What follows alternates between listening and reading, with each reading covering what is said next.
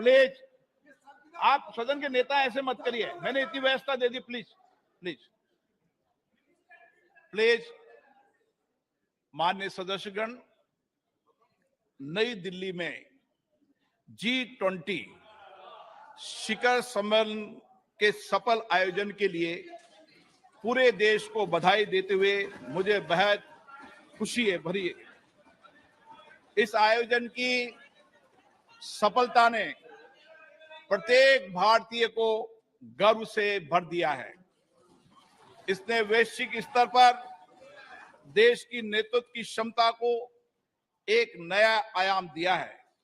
मैं इस आयोजन को आम जनों का आयोजन बना देने की माननीय प्रधानमंत्री जी के विजन की सराहना करता हूं।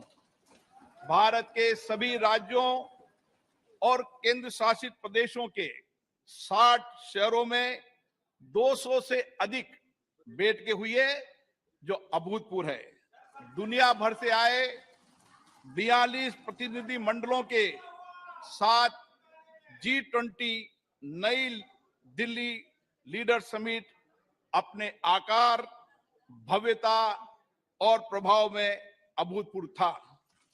इससे विश्व को भारत की विविधता, लोकतांत्रिक शक्ति और प्रतिभा को देखने का अवसर मिला है। भारत की G20 की अध्यक्षता समावेशी, आकांक्षी, कार्य उन्मुख, निर्णायक और जन केंद्रित रही है।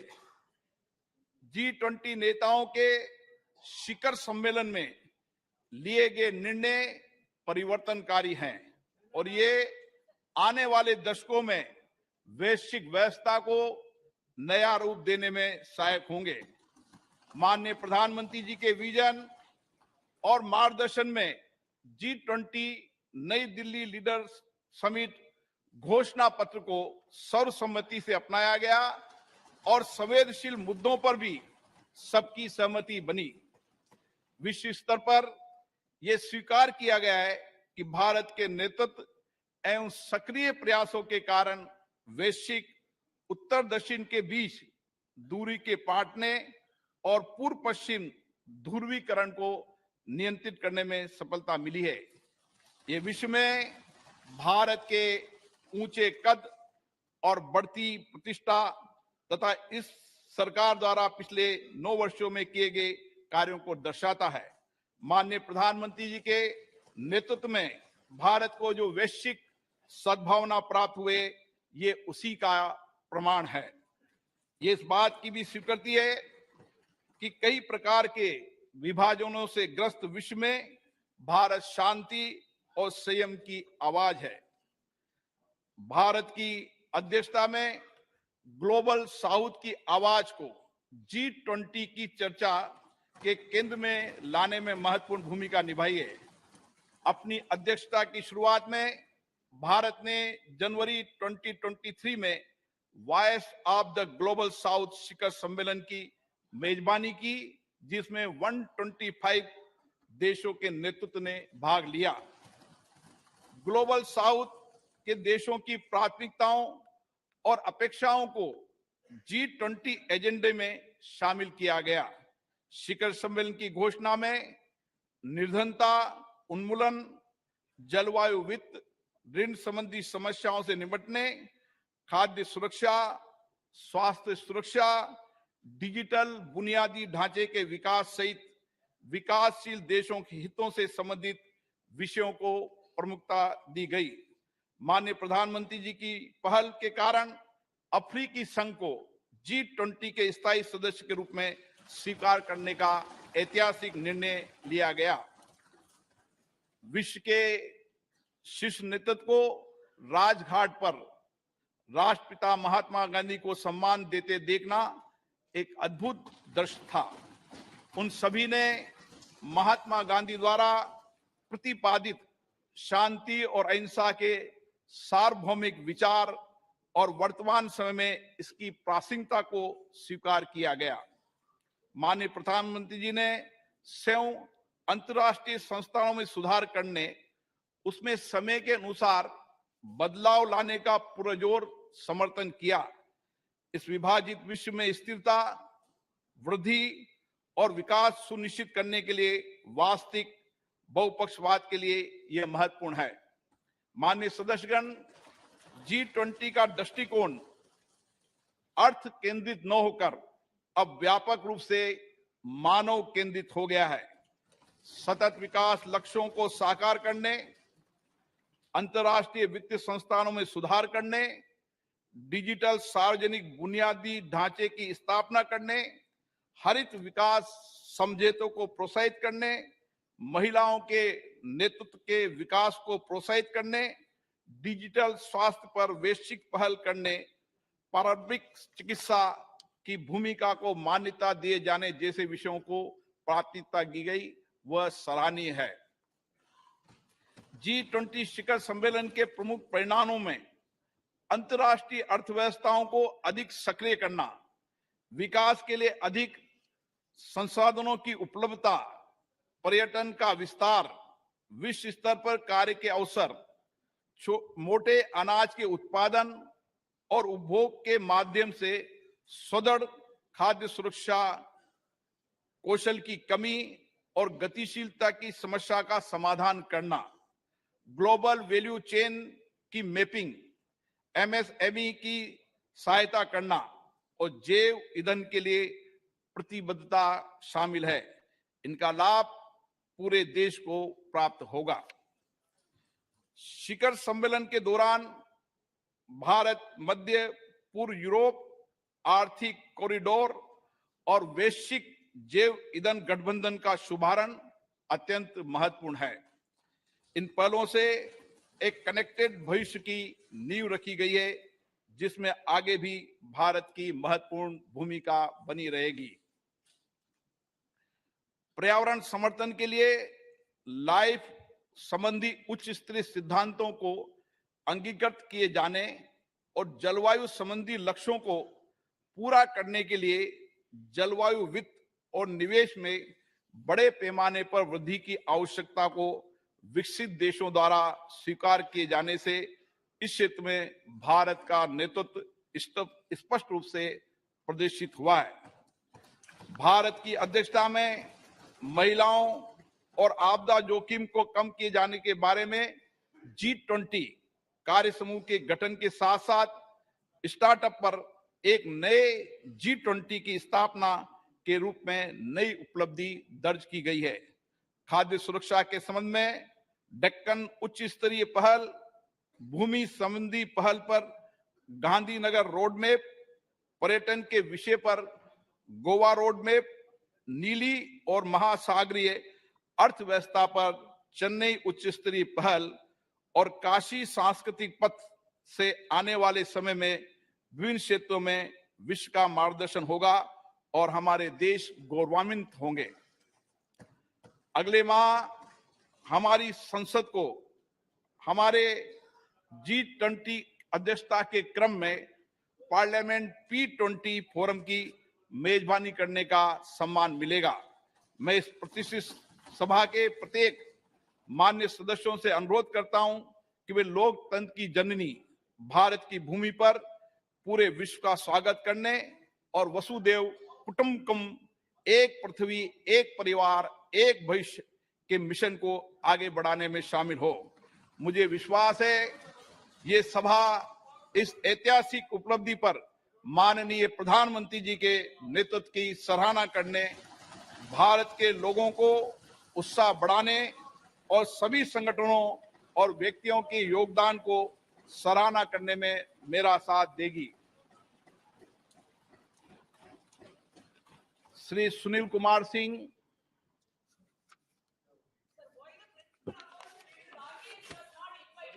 माननीय अध्यक्ष महोदय, मैं विशेषाधिकार समिति का 6ठा प्रतिवेदन हिंदी और अंग्रेजी संस्करण सभा पटल पर रखता हूं।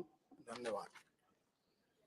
माननीय सदस्यगण, हमारा ये संसद भवन स्वतंत्रता प्राप्ति की ऐतिहासिक घड़ी से लेकर भारत के संविधान निर्माण की संपूर्ण प्रक्रिया और इसके साथ ही हमारे आधुनिक राष्ट्र की गौरवशाली लोकतांत्रिक यात्रा का साक्षी रहा है। स्वतंत्र भारत की प्रथम लोकसभा के अध्यक्ष श्री गणेश वासुदेव मालंकर जी ने 15 मई 1952 को अपना पदभार ग्रहण किया था। देश की सर्वोच्च लोकतांत्रिक संस्था के प्रथम अध्यक्ष के रूप में उन्होंने नियम समिति, विशेषाधिकार समिति, कार्य मंत्रणा समिति सहित कई अन्य संसदीय समितियों की स्थापना की और सदन के अंदर उच्चतम परंपराओं की नींव रखी। इस सदन में अभी तक मेरे पूर्व 16 माननीय सदस्य अध्यक्ष सदन के आसन पर विराजमान हुए और उन सभी ने श्रेष्ठ परंपराएं स्थापित की है। माननीय सदस्यगण, इस कक्ष के माध्यम से अब तक 15 माननीय प्रधानमंत्रियों का नेतृत्व प्राप्त हुआ। उन सभी ने अपने विचारों और कार्यों से देश की दशा और दिशा तय की है। माननीय सदस्यगण, ये सदन संवाद संस्कृति का जीवंत प्रतीक रहा है। विभिन्न दलों के बीच सहमति असहमति के बीच पिछले 75 वर्षों में देश हित में सामूहिकता से निर्णय लिए गए। संसदीय विचार विमर्श की पद्धति से देश की जनता के जीवन में सामाजिक आर्थिक बदलाव के लिए कानून बनाए गए। आपदा और संकट के समय सदन ने एकजुटता और प्रतिबद्धता से उसका सामना किया। आज इस कक्ष में कार्रवाई का अंतिम दिन है। हमारे देश की लोकतांत्रिक यात्रा में इस भवन का योगदान अतुलनीय है। आज के बाद सदन की कार्रवाई नए भवन में संचालित होगी। हम नए भवन में नई आशाओं, नई उम्मीदों के साथ प्रवेश करेंगे। मुझे विश्वास है कि हमारी संसद के नए भवन में हमारा लोकतंत्र नई ऊंचाइयों को प्राप्त करेगा। मैं माननीय प्रधानमंत्री जी से आग्रह करूंगा कि वह अपने विचार को व्यक्त करें।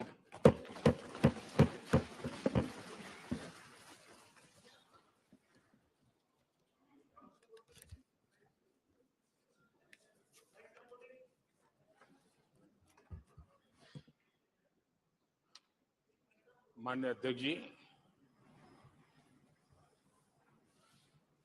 देश की 75 वर्षों की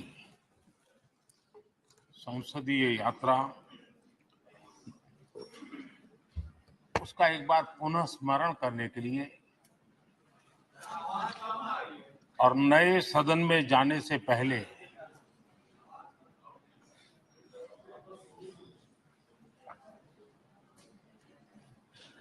उन प्रेरक पड़ाव को,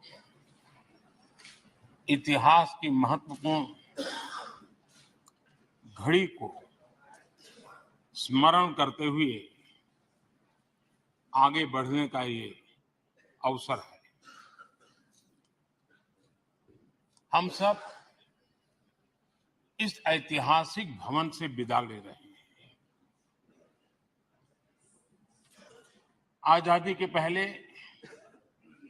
ये सदन इंपीरियल लेजिस्लेटिव काउंसिल का स्थान हुआ करता था। आजादी के बाद ये संसद भवन के रूप में उसको पहचान मिली। ये सही है, इस इमारत के निर्माण करने का निर्णय विदेशी शासकों का था, लेकिन ये बात हम न कभी भूल सकते हैं और हम गर्व से कह सकते हैं कि इस भवन के निर्माण में पसीना मेरे देशवासियों का लगा था, परिश्रम मेरे देशवासियों का लगा था और पैसे भी मेरे देश के लोगों के।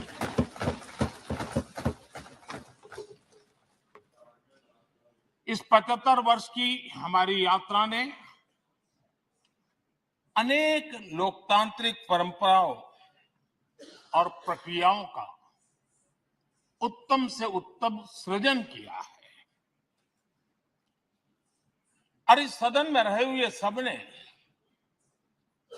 उसमें सक्रियता से योगदान भी दिया है और साक्षी भाव से उसको देखा भी।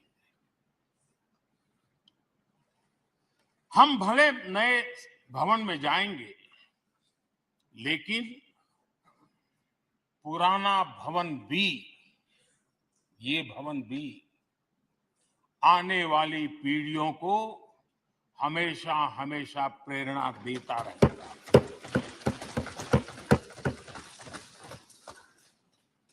ये भारत के लोकतंत्र की स्वर्णिम यात्रा का एक महत्वपूर्ण अध्याय है,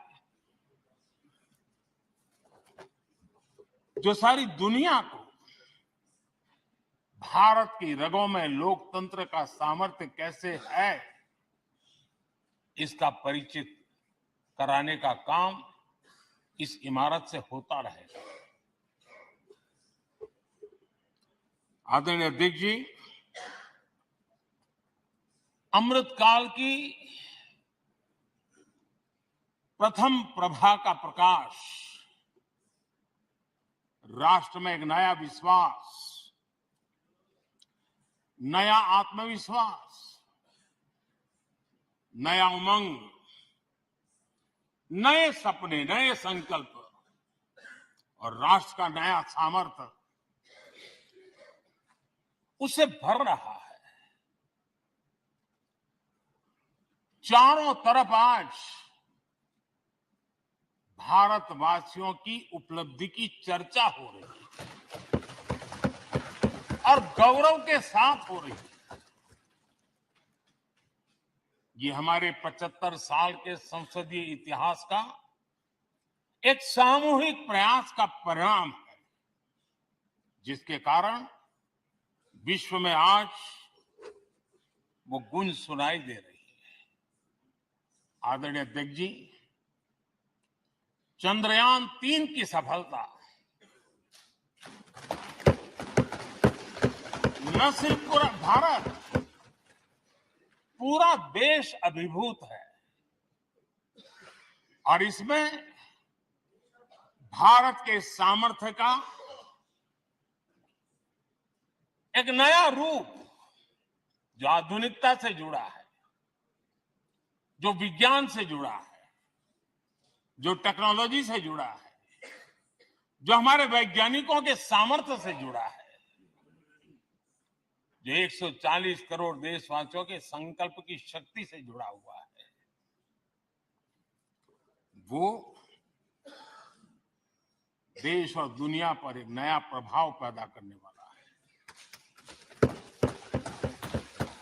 ये सदन और इस सदन के माध्यम से मैं फिर एक बार देश के वैज्ञानिकों और उनके साथियों को कोटि कोटि बधाइयां देता हूं, उनका अभिनंदन करता हूं।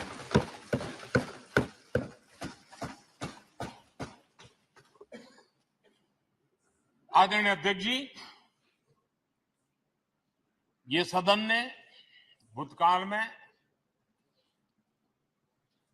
जब नेम की समिट हुई थी, सर्वसम्मति से प्रस्ताव पारित करके देश के इस प्रयास को सराहा था। आज G20 की सफलता को भी आपने सर्वसम्मति से सराहा है। मैं मानता हूं देशवासियों का आपने गौरव बढ़ाया है, मैं आपका आभार व्यक्त करता हूं। G20 की सफलता 140 करोड़ देशवासियों की है। ये भारत की सफलता है, किसी व्यक्ति की सफलता नहीं है, किसी दल की सफलता नहीं है। भारत के फेडरल स्ट्रक्चर ने, भारत की विविधता ने 60 स्थानों पर 200 से अधिक समिट और उसकी मेजबानी हिंदुस्तान के अलग अलग रंग रूप में देश की अलग अलग सरकारों ने बड़े आन बान शान से की और ये प्रभाव पूरे विश्व भर के मन पर पड़ा हुआ है। ये हम सबके सेलिब्रेट करने वाला विषय है, देश के गौरव गान को बढ़ाने वाला है। और जैसा आपने उल्लेख किया, भारत इस बात के लिए गर्व करेगा जब भारत अध्यक्ष रहा उस समय अफ्रीकन यूनियन इसका सदस्य बना। मैं उस इमोशनल पल को भूल नहीं सकता जब अफ्रीकन यूनियन की घोषणा हुई और अफ्रीकन यूनियन के प्रेसिडेंट उन्होंने एक इंटरव्यू में कहा कि मेरे जीवन में ऐसी पल थी शायद मैं बोलते बोलते रो पड़ूंगा। आप कल्पना कर सकते हैं कि कितनी बड़ी अपेक्षा और आशाएं पूरी करने का काम भारत के भाग्य में आया। आदरणीय अध्यक्ष जी, भारत के प्रति शक करने का एक स्वभाव कई लोगों का बना हुआ है और जब आजादी मिली तब से चल रहा है।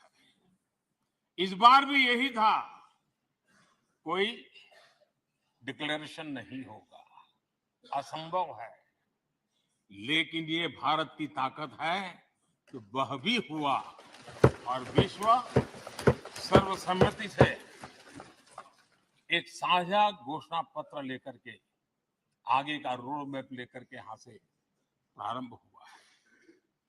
और अध्यक्ष जी, आपके नेतृत्व में, क्योंकि भारत की अध्यक्षता नवंबर के आखिरी दिन तक है, इसलिए अभी हमारे पास जो समय है उसका उपयोग हम करने वाले हैं और आपकी अध्यक्षता में दुनिया भर के ये जो G20 के सदस्य हैं, P20 पार्लियामेंट के स्पीकर्स की एक समिट, जैसे आपने घोषणा की, सरकार का आपके इस प्रयासों को पूरा समर्थन रहेगा, पूरा सहयोग रहेगा। आदरणीय अध्यक्ष जी, हम सबके लिए गर्व की बात है आज भारत विश्व मित्र के रूप में अपनी जगह बना पाया है। पूरा विश्व भारत में अपना मित्र खोज रहा है, पूरा विश्व भारत की मित्रता को अनुभव कर रहा है और उसका मूल कारण है हमारे जो संस्कार है, वेद से विवेकानंद तक जो हमने पाया है। सबका साथ सबका विकास का मंत्र आज विश्व को हमें साथ लाने में जोड़ रहा है। आदरणीय अध्यक्ष जी, ये सदन से विदाई लेना एक बहुत ही भावुक पल है। परिवार भी अगर पुराना घर छोड़ करके नए घर जाता है तो बहुत सारी यादें कुछ पल के लिए उसको झकझोर देती है और हम जब ये सदन को छोड़ के जा रहे हैं तो हमारा मन मस्तिष्क भी उन भावनाओं से भरा हुआ है, अनेक यादों से भरा हुआ है। खट्टे मीठे अनुभव भी रहे हैं, नोकझोंक भी रही है, कभी संघर्ष का माहौल भी रहा है और कभी इसी सदन में उत्सव और उमंग का माहौल भी रहा है। ये सारी स्मृतियां हमारे साथ हम सबकी साझी स्मृतियां हैं, ये हम सबकी साझी विरासत है और इसलिए इसका गौरव भी हम सबका साझा है।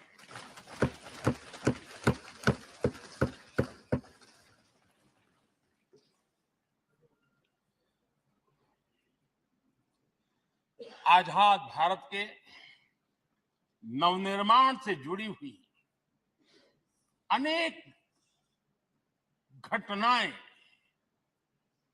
इन 75 वर्ष में यही सदन में आकार लेती हुई हमने देखी है।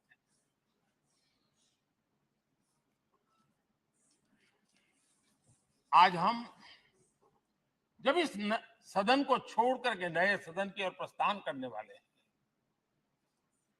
तब भारत के सामान्य मानवी की भावनाओं को जहां जो आदर मिला है, सम्मान मिला है, उसकी अभिव्यक्ति का भी एक अवसर है। और इसलिए आदरणीय अध्यक्ष जी, मैं पहली बार जब संसद का सदस्य बना और पहली बार एक सांसद के रूप में इस भवन में मैंने प्रवेश किया तो सहज रूप से मैंने इस संसद भवन के दौर पक्ति पर अपना शीश झुका करके इस लोकतंत्र के मंदिर को श्रद्धा भाव से नमन करते हुए मैंने पैर रखा था। वो पल मेरे लिए भावनाओं से भरी हुई थी। मैं कल्पना नहीं कर सकता था, लेकिन भारत के लोकतंत्र की ताकत है, भारत के सामान्य मानवी की लोकतंत्र के प्रति श्रद्धा का प्रतिबिंब है कि रेलवे प्लेटफॉर्म पर गुजारा करने वाला एक गरीब परिवार का बच्चा पार्लियामेंट पहुंच गया।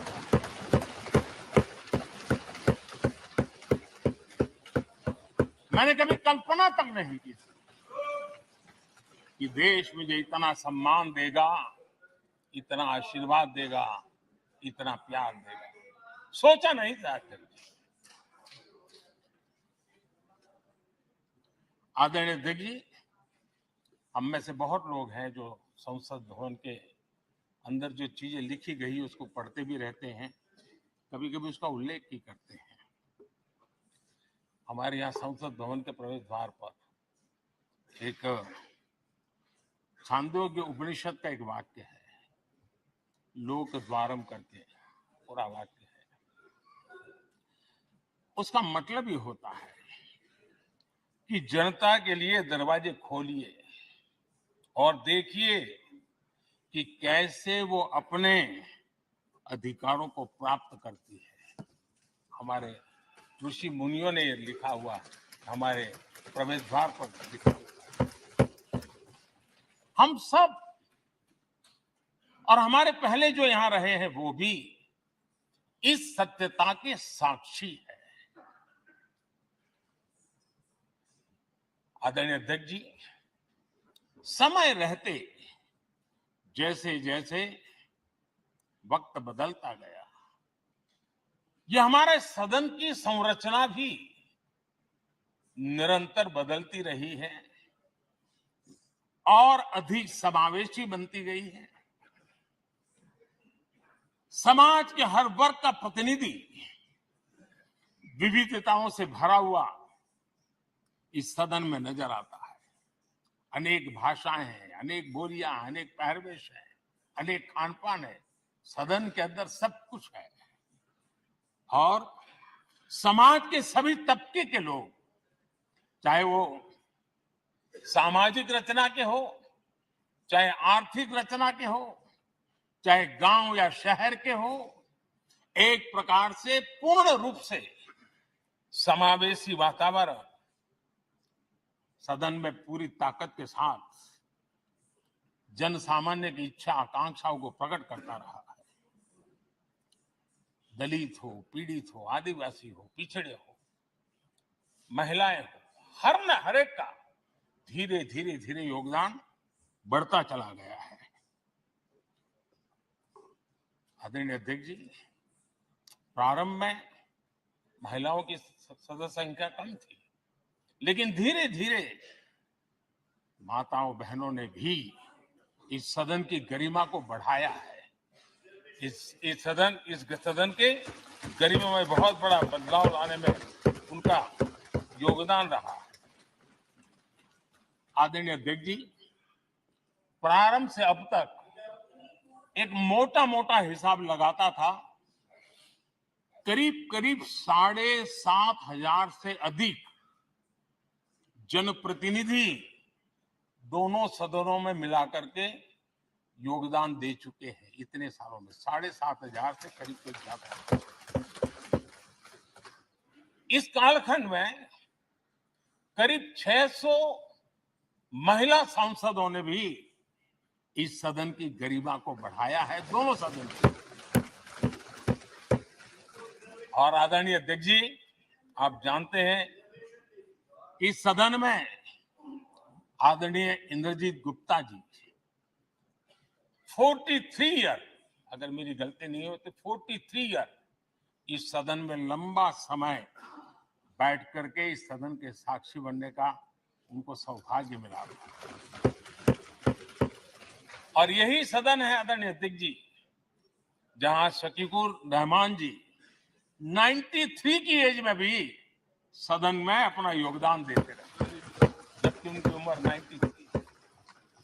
और आदरणीय अध्यक्ष जी, ये भारत के लोकतंत्र की ताकत है कि 25 साल की उम्र की चंद्रमणि मुर्मू इस सदन की सदस्य बनी थी। सिर्फ 25 साल की उम्र की सबसे छोटी उम्र की सदस्य बनी थी। आदरणीय अध्यक्ष महोदय, वाद विवाद कटाक्ष ये सब कुछ हम सबने अनुभव किया है, हम सबने इनिशिएट भी किया है, कोई बात नहीं है। लेकिन उसके बावजूद भी शायद जो परिवार भाव हम लोगों के बीच में रहा है, हमारे पहले की पीढ़ियों में भी रहा है, जो लोग प्रचार माध्यमों से हमारे यहाँ का रूप देखते हैं और बाहर निकलते ही हमारा जो अपनापन होता है, परिवार भाव होता है, वो एक अलग ही ऊंचाई पर ले जाता है। और ये भी इस सदन की ताकत है, एक परिवार भाव। और उसके साथ साथ हम कभी कड़वाहट पाल करके नहीं जाते हैं। हम उसी प्यार से सदन छोड़ने के कई वर्षों के बाद भी मिल जाए तो भी उस प्यार को कभी भूलते नहीं है, उस स्नेह भरे याद दिनों को भूलते नहीं है। वो मैं अनुभव कर सकता हूं। आदरणीय अध्यक्ष जी, हमारे पहले भी और वर्तमान भी हमने कई बार देखा है कि अनेक संकटों के बावजूद भी, अनेक असुविधाओं के बावजूद भी सांसद सदन में आए हैं और उन्होंने शारीरिक पीड़ा भी असह्य हो तो भी सदन में एक सांसद के रूप में, जनप्रतिनिधि के रूप में अपना कर्तव्य निभाया है। ऐसी अनेक घटनाएं आज हमारे सामने हैं।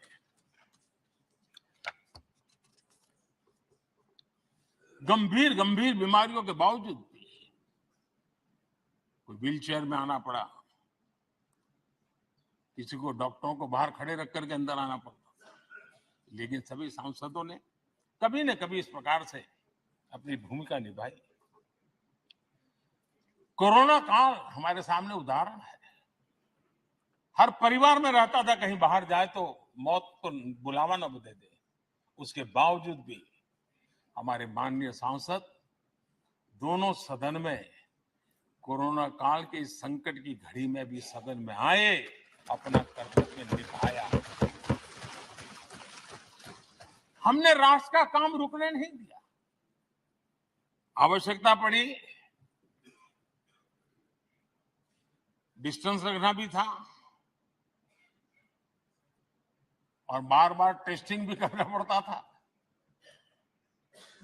सदन में आते थे लेकिन मास्क पहनना पड़ता था। बैठने की रचना भी अलग अलग की, समय भी बदले गए। हर चीज के साथ राष्ट्र का काम रुकना नहीं चाहिए, इस भाव से सभी सदस्यों ने इस सदन को अपने कर्तव्य का महत्वपूर्ण अंग माना, संसद को चलाए रखा।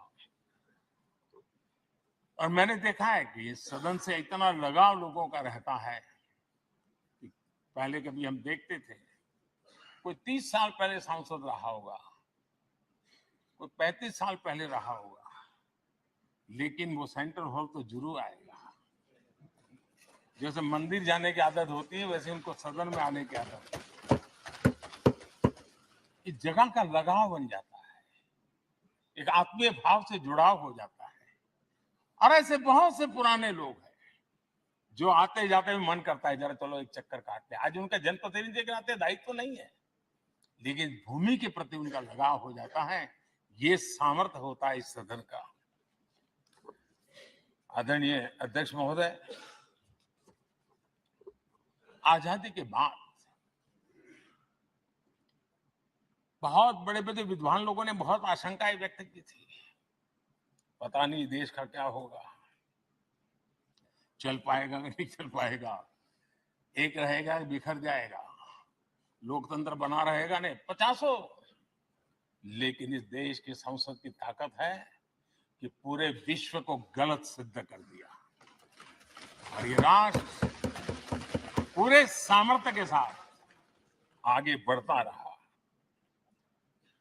और इस विश्वास से कि हम भले आशंकाएं होंगी, घने काले बादल होंगे, लेकिन सफलता प्राप्त करते रहेंगे।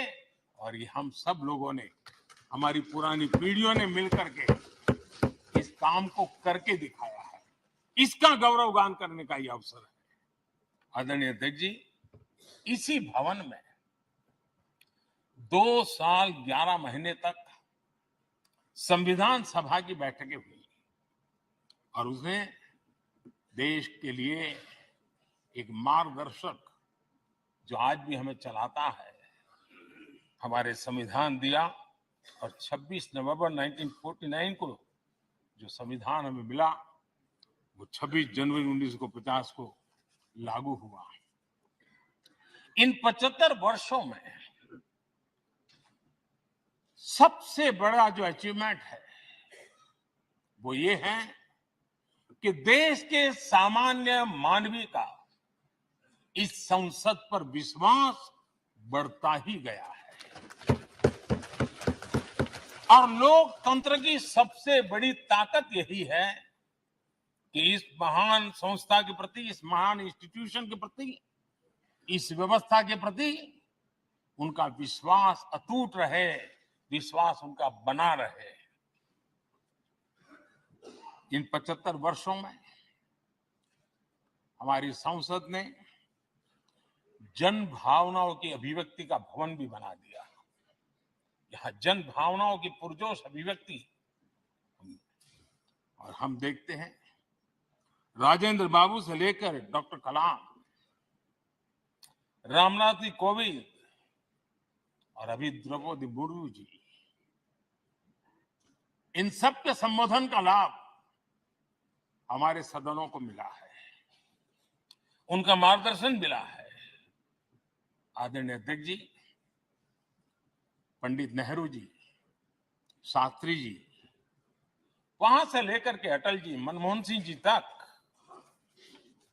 एक बहुत बड़ी श्रृंखला जिसने इस सदन का नेतृत्व किया है और सदन के माध्यम से देश को दिशा दी है, देश को नए रंग रूप में ढालने के लिए उन्होंने परिश्रम किया है, पुरुषार्थ किया है। आज उन सब का गौरवगान करने का भी अवसर है। आदरणीय अध्यक्ष जी, सरदार वल्लभ भाई पटेल, लोहिया जी, चंद्रशेखर जी, अडवाणी जी, न जाने अनगिनत नाम, जिन्होंने हमारे इस सदन को समृद्ध करने में, चर्चाओं को समृद्ध करने में, देश के सामान्य से सामान्य व्यक्ति की आवाज को ताकत देने का काम इस सदन में किया है। विश्व के भी अनेक राष्ट्राध्यक्षों ने हमारे इन सदनों को संबोधित करने का भी अवसर आए और उनकी बातों में भी भारत के लोकतंत्र के प्रति आदर का भाव व्यक्त हुआ है। आदरणीय अध्यक्ष जी, उमंग उत्साह के पल के बीच भी कभी सदन की आंख से आंसू भी बहे। ये सदन दर्द से भर गया जब देश को 3 अपने प्रधानमंत्री, उनको अपने कार्यकाल में खोने की नौबत आई, नेहरू जी, शास्त्री जी, इंदिरा जी। तब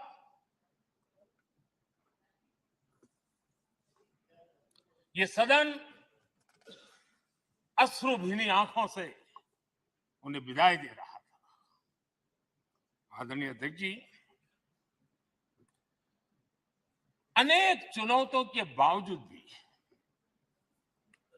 हर स्पीकर ने, हर सभापति ने बेहतरीन तरीके से दोनों सदनों को सुचारू रूप से चलाया है और अपने कार्यकाल में उन्होंने जो निर्णय किए वो निर्णय मावलंकर जी से काल से शुरू हुए हो या सुमित्रा जी के कालखंड के हो या बिरला जी के, आज भी उन निर्णयों को रेफरेंस पॉइंट माना जाता है। ये काम हमारे करीब 17 स्पीकर और उसमें 2 हमारी महिला स्पीकर ने भी, और मावलंकर जी से लेकर के सुमित्रा ताई तक, और बिरला जी का मार्गदर्शन आज भी हमें मिल रहा है। हर एक ने अपनी अपनी शैली रही है, लेकिन उन्होंने सबको साथ लेकर के नियमों कानूनों के बंधन में इस सदन को हमेशा ऊर्जावान बनाए रखा है। मैं आज उन सभी स्पीकर महोदय को भी आज वंदन करता हूं, अभिनंदन करता हूं। आदरणीय अध्यक्ष जी, ये सही है कि हम जनप्रतिनिधि अपनी अपनी भूमिका निभाते हैं, लेकिन सातत्यपूर्ण तरीके से हमारे बीच जो एक टोली बैठती है उनकी भी कई पीढ़ियां बदल गई है। कभी कागज लेके दौड़ के आते हैं, उनका भी योगदान कम नहीं है।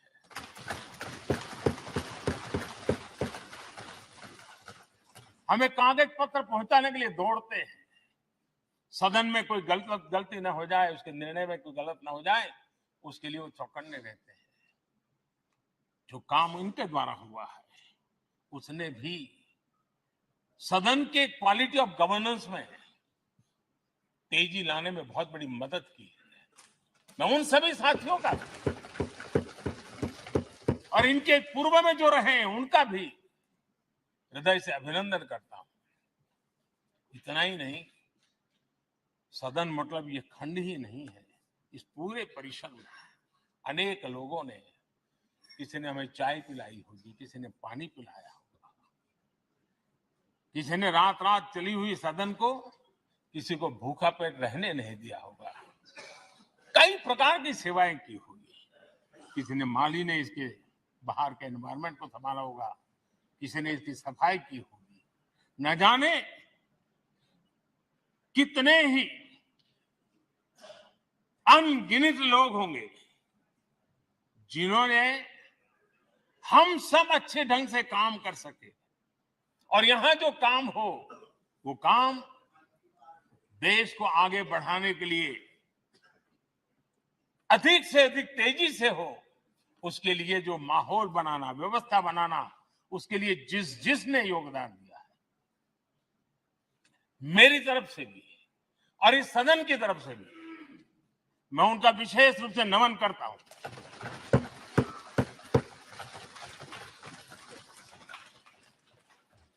आदरणीय अध्यक्ष जी, लोकतंत्र का ये सदन, आतंकी हमला हुआ, पूरे विश्व में यह आतंकी हमला एक इमारत पर नहीं था, ये मदर ऑफ डेमोक्रेसी एक प्रकार से हमारी जीवात्मा पर यह हमला था। ये देश उस घटना को कभी भूल नहीं सकता है, लेकिन आतंकियों से लड़ते लड़ते सदन को बचाने के लिए और हर सदस्य को बचाने के लिए जिन्होंने अपने सीने पर गोलियां झेली, आज मैं उनको भी नमन करता हूं। हमारे बीच नहीं है, लेकिन उन्होंने बहुत बड़ी रक्षा की है। आदरणीय अध्यक्ष जी, जब आज हम इस सदन को छोड़ रहे हैं, तब मैं उन पत्रकार मित्रों को भी याद करना चाहता हूं जिन्होंने जीवन में, कुछ लोग तो ऐसे हैं जिन्होंने पूरा जीवन अपने कार्यकाल में संसद के काम को ही उन्होंने रिपोर्ट किया है। एक प्रकार से वो जीवंत साक्षी रहे हैं। उन्होंने यहां की पल पल की जानकारी देश तक पहुंचाई। और तब तो ये सारा टेक्नोलॉजी अवेलेबल नहीं थी, तब वही लोग थे जो यहाँ की बात पहुंचाते थे। और उनका सामर्थ्य था वो अंदर की भी पहुंचाते थे और अंदर के अंदर की भी पहुंचाते थे।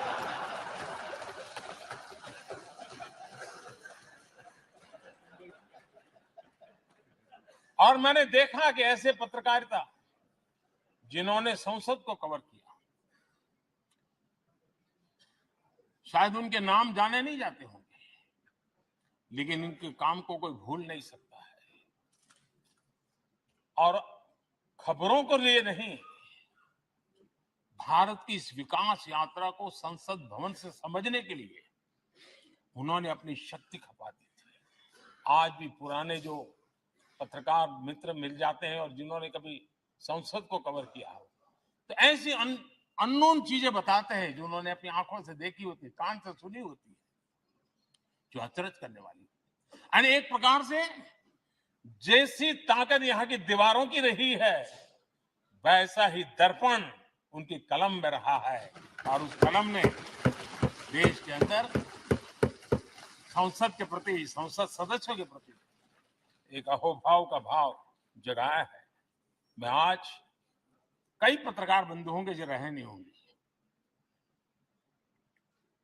लेकिन मेरे लिए जैसा ये सदन छोड़ना भावुकपन है, मैं पक्का मानता हूं इन पत्रकार बंधुओं के लिए भी ये सदन छोड़ना उतना ही भावुकपन होगा, क्योंकि इनका लगाव हमसे भी ज्यादा रहे। कुछ तो पत्रकार ऐसे होंगे जो हम लोगों की टर्म से भी समय उन्होंने काम किया होगा। आज उनके उस महत्वपूर्ण लोकतंत्र की ताकत बनने के लिए योगदान देने के लिए भी याद करने का अवसर है। आदरणीय अध्यक्ष जी, जब हम सदन के अंदर आते हैं,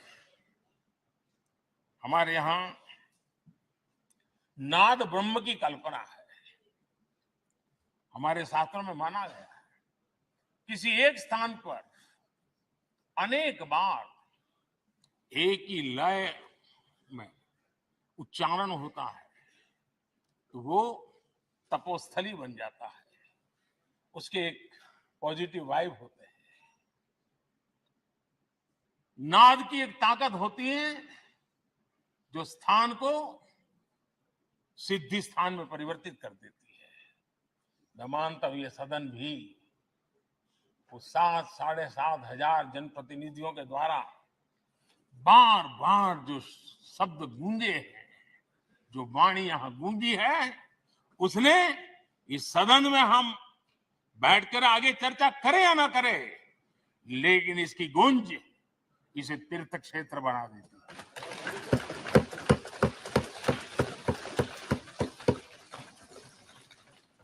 एक जागृत जगह बन जाती है और लोकतंत्र की प्रति श्रद्धा रखने वाला व्यक्ति आज से 50 साल के बाद भी जब यहाँ देखने के लिए भी आएगा तो उसे उस गुंज की अनुभूति होगी कि कभी भारत की आत्मा की आवाज यहाँ पर गूंजती थी।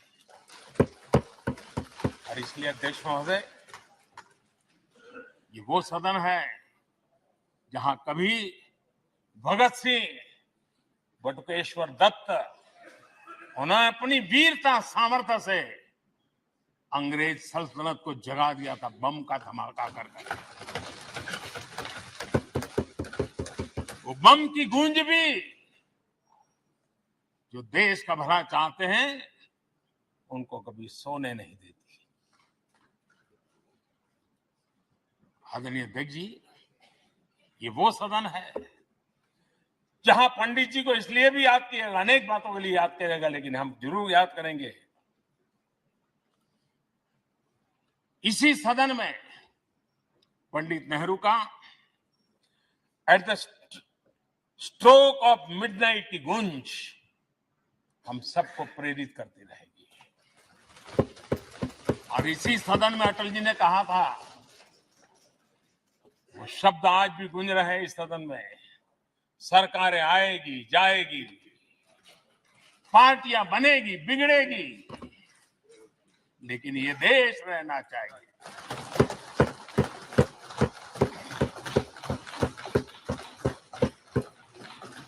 आदरणीय अध्यक्ष जी, पंडित नेहरू की जो प्रारंभिक मंत्री परिषद थी, बाबा साहब आम्बेडकर जी एक मंत्री के रूप में दुनिया की बेस्ट प्रैक्टिसेस भारत में लाने पर बहुत जोर दिया करते थे। फैक्ट्री कानून में अंतर्राष्ट्रीय सुझावों को शामिल करने पर बाबा साहब सर्वाधिक आग्रही रहे थे और उसका परिणाम आज देश को लाभ मिल रहा है। बाबा साहब आम्बेडकर ने देश को नेहरू जी की सरकार में वाटर पॉलिसी दी थी और उस वाटर पॉलिसी बनाने में बाबा साहब आम्बेडकर की बहुत बड़ी भूमिका रही थी। आदरणीय अध्यक्ष जी, हमें जानते हैं कि भारत में बाबा साहब आम्बेडकर एक बात हमेशा कहते थे कि भारत में सामाजिक न्याय के लिए भारत का औद्योगिकरण होना बहुत जरूरी है, क्योंकि देश के दलित पिछड़ों के पास जमीन ही नहीं है, वो क्या करेगा? औद्योगिकरण होना चाहिए। और बाबा साहब इस बात को मान करके डॉक्टर श्यामा प्रसाद मुखर्जी, जो पंडित नेहरू के मंत्री थे, उन्होंने इस देश में और पहले वाणिज्य मंत्री के रूप में और उद्योग मंत्री के रूप में उन्होंने इंडस्ट्री पॉलिसी इस देश में लाई थी। आज भी कितनी ही इंडस्ट्री पॉलिसी बने, लेकिन उसकी आत्मा वही होती है जो पहली सरकार के थी और उनका भी बहुत बड़ा अहम योगदान रहा था। आदरणीय अध्यक्ष जी, लाल बहादुर शास्त्री जी ने 65 के युद्ध में हमारे देश के जवानों में का हौसला बुलंद करना, उनके सामर्थ्य के लिए को पूरी तरह राष्ट्र में झोंक देने की प्रेरणा इसी सदन में से दी थी लाल बहादुर शास्त्री का। और यहीं पर उन्होंने ग्रीन रिवॉल्यूशन के लिए एक मजबूत नींव लाल बहादुर शास्त्री जी ने रखी थी। आदरणीय अध्यक्ष जी, बांग्लादेश की मुक्ति का आंदोलन और उसका समर्थन भी इसी सदन ने इंदिरा गांधी के नेतृत्व में किया था। इसी सदन ने इमरजेंसी में लोकतंत्र पर होता हुआ हमला भी देखा था और इसी सदन ने भारत के लोगों की ताकत को एहसास कराते हुए मजबूत लोकतंत्र की वापसी भी इसी सदन ने देखी थी। वो राष्ट्रीय संकल्प भी देखा था, ये सामर्थ्य भी देखा था। आदरणीय अध्यक्ष जी, ये सदन इस बात का हमेशा ऋणी रहेगा, क्योंकि इसी सदन में हमारे पूर्व प्रधानमंत्री चरण सिंह जी ने ग्रामीण मंत्रालय का गठन किया था, रूरल डेवलपमेंट मिनिस्ट्री। इसी सदन में मतदान की उम्र 21 से 18 करने का निर्णय हुआ था और देश की युवा पीढ़ी को इसका योगदान देने के लिए प्रेरित किया गया, उत्साहित किया गया था। हमारे देश ने गठबंधनों की सरकारें देखी, पीपी सिंह जी और चंद्रशेखर जी, और बाद में एक सिलसिला चला। लंबे अरसे से दिशा में देश जा रहा था, आर्थिक नीतियों के बोझ तले देश दबा हुआ था, लेकिन नरसिम्हा राव की सरकार थी जिन्होंने हिम्मत के साथ पुरानी आर्थिक नीतियों को छोड़ करके नई राह पकड़ने का फैसला किया था, जिसके आज देश को परिणाम मिलते हैं। अटल बिहारी वाजपेयी जी का सरकार भी हमने इसी सदन में देखी। सर्व शिक्षा अभियान देश में आज वो महत्वपूर्ण बन गया है। आदिवासी कार्यालय मंत्रालय अटल जी ने बनाया, नॉर्थ ईस्ट का मंत्रालय अटल जी ने बनाया, न्यूक्लियर टेस्ट भारत के सामर्थ्य का परिचायक बन गया। और इसी सदन में मनमोहन जी की सरकार कैश फॉर वोट को भी, उस कांड को भी सदन ने देखा है। आदरणीय अध्यक्ष जी, सबका साथ सबका विकास का मंत्र, अनेक ऐतिहासिक निर्णय, दशकों से लंबित विषय, उनका स्थायी समाधान भी इसी सदन में हुआ। आर्टिकल 370 ये सदन हमेशा हमेशा गर्व के साथ कहेगा कि सदन के कारण one nation one tax, one nation one tax, GST का निर्णय भी इसी सदन ने किया। One rank one pension, OROP, ये भी इसी सदन ने देखा। गरीबों के लिए 10% आरक्षण कोई विवाद के बिना पहली बार इस देश में करने में सफल रहे। आदरणीय अध्यक्ष जी, भारत के लोकतंत्र में तमाम उतार चढ़ाव हमने देखे और ये सदन लोकतंत्र की ताकत है, लोकतंत्र की ताकत की साक्षी है, जन विश्वास का एक केंद्र बिंदु रहा है।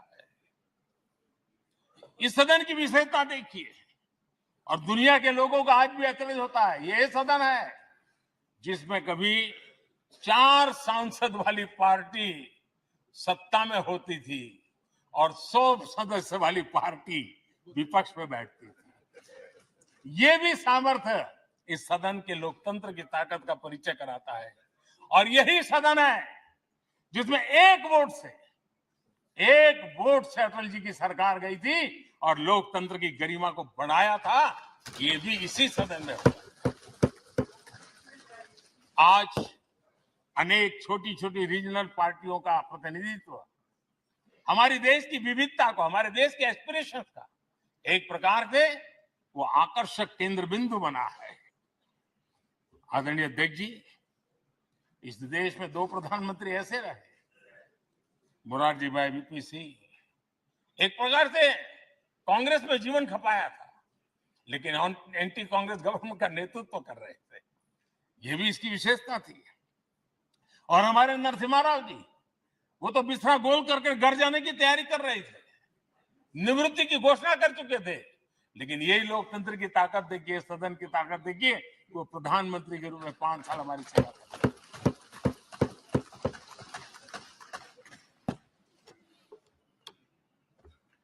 आदरणीय अध्यक्ष जी, सबकी सहमति से कठिन कार्य होते हुए हमने देखे हैं।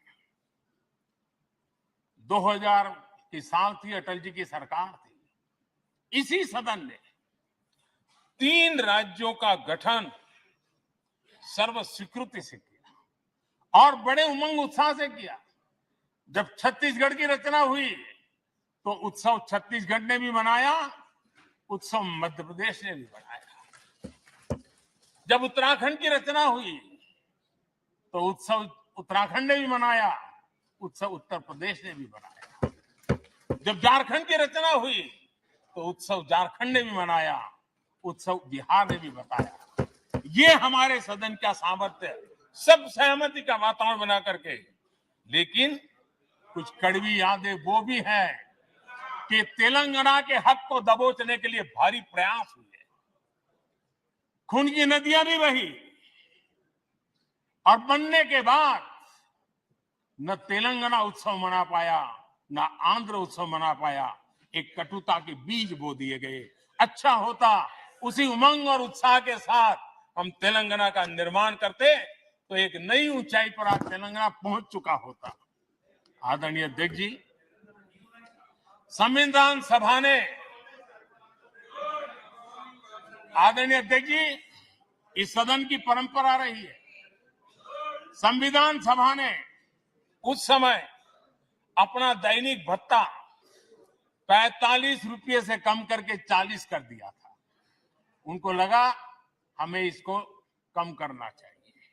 आदरणीय अध्यक्ष जी, यही सदन है कैंटीन में मिलने वाली सब्सिडी, जो बहुत कम पैसे में खाना मिलता था, इसी सदस्यों ने उस सब्सिडी को भी खत्म कर दिया और पूरा पैसा देकर के अब कैंटीन में खाते। आदरणीय अध्यक्ष जी, कोरोना काल में जब जरूरत पड़ी तो यही सांसद जिन्होंने एमपी लेड फंड को छोड़ दिया और देश को इस संकट की घड़ी में मदद करने के लिए आगे आए। इतना ही नहीं, कोरोना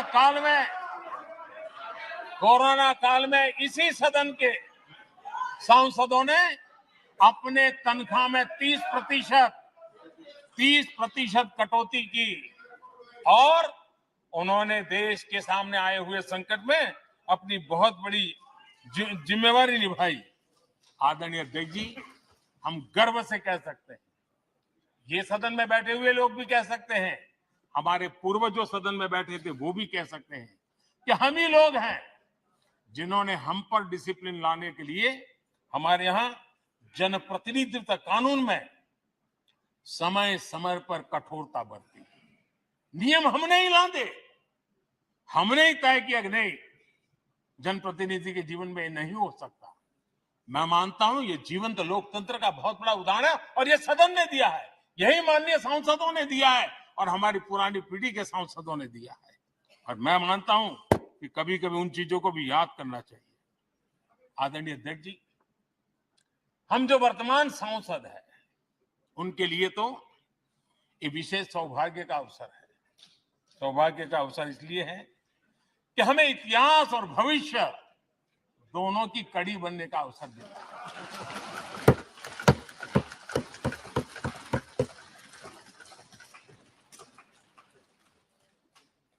कल और आज से जुड़ने का हमें अवसर मिल रहा है और आने वाली कल निर्माण करने का एक नया विश्वास, नया उमंग, नए उत्साह के साथ हम यहां से विदाई लेने वाले हैं। आदरणीय अध्यक्ष महोदय, आज का दिवस सिर्फ और सिर्फ इस सदन के सभी 7,500 जनप्रतिनिधि रह चुके हैं उनके गौरवगान का पल है। इन दीवारों से हमने जो प्रेरणा पाई है, जो नया विश्वास पाया है, उसको लेकर जाने का है। बहुत सी बातें ऐसी थी जो सदन में हर किसी की ताली की हकदार थी, लेकिन शायद राजनीति उसमें भी आड़े आ रही है। नेहरू जी के योगदान का गौरवगान अगर इस सदन में होता है, कौन सदस्य होगा जिसको ताली बजाने का मन न करे। लेकिन उसके बावजूद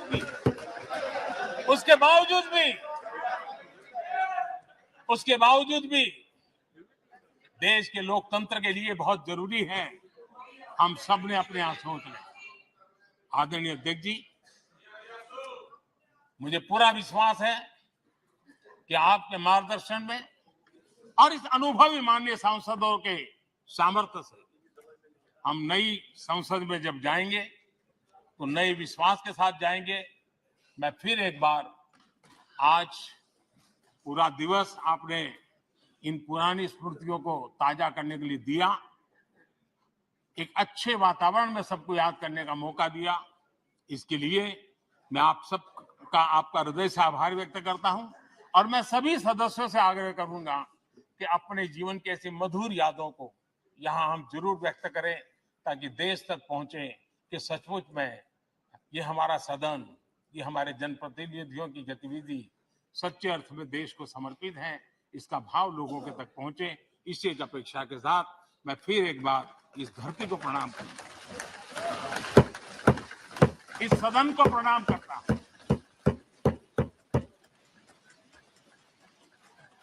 भारत के मंदिरों से बनी हुई हर एक दीवार के हर एक ईंटे को प्रणाम करता हूं और पिछले 75 साल में भारत के लोकतंत्र को नया सामर्थ्य शक्ति देने वाले हर गुंज को, उस नाद ब्रह्म को नमन करते हुए मेरी वाणी को विराम कर देता हूं। बहुत बहुत धन्यवाद।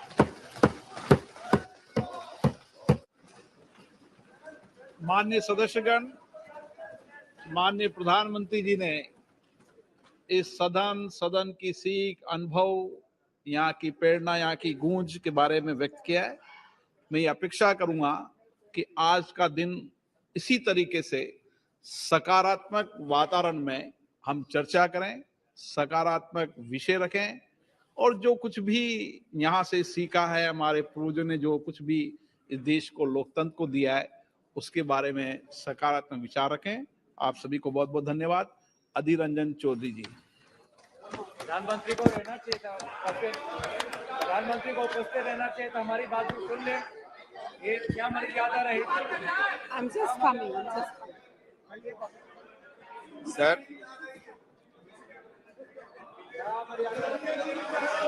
ये हमारे ये उनका बैग यहीं पे है, उनका बैग यहीं पे है, उनका बैग यहीं पे है, ये देखिए बैग, आपके बैग यहीं पे, आप तो चले नहीं गए, आप तो चले नहीं गए, आ रही। आ रहे वापस, चिंता नहीं आ रही है। चले हैं, आपके कहाँ गए? बहुत लंबी भाषण के,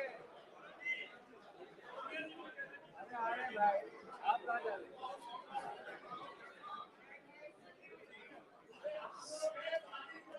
sir sir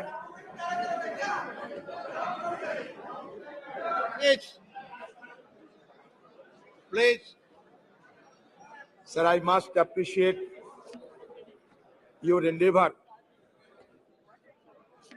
for offering this opportunity to ventilate our views on the constitutional दिवस, संविधान दिवस। लेकिन बात यह सर, कहे तो जाते हैं 75 साल, लेकिन जब तक मेरा जानकारी है, सबसे पहले जो कॉन्स्टिट्यूशन असेंबली की सभा हुई थी वो 1946 में, और 1949 26 नवंबर में ये अडॉप्ट हुई थी, और 1950 26 जनवरी ये चालू हुई थी हमारे संविधान इस देश में। लेकिन आप कहां से 75 साल के अमृतकाल ये लाया गया, ये मुझे समझ में नहीं आते हैं सर। सही मायनों में जब ये सदन, ये खबर मिल रहे हैं कि आज ये सदन की अंतिम दिवस है, तो सही मायनों में भावुक तो होना स्वाभाविक है। कितने सारे विद्वजनों ने, ज्ञानियों ने, पंडितों ने और देश प्रेमी ने हमारे ये सदन, उसके साथ साथ हमारा संविधान और ये देश की लोकतंत्र की रक्षा करने के लिए न जाने कितने योगदान किए होंगे। बहुत सारे हमारे पूर्वजों ने ये दुनिया छोड़ के चले गए, उनका याद हम करते रहेंगे। जिंदगी में ये सदन जरूर कहेगी कि जिंदगी में कितने दोस्त आए और कितने बिखर गए। किसी ने 2 रोज के लिए आए, तो किसी ने चलते ही सांस भर लिए।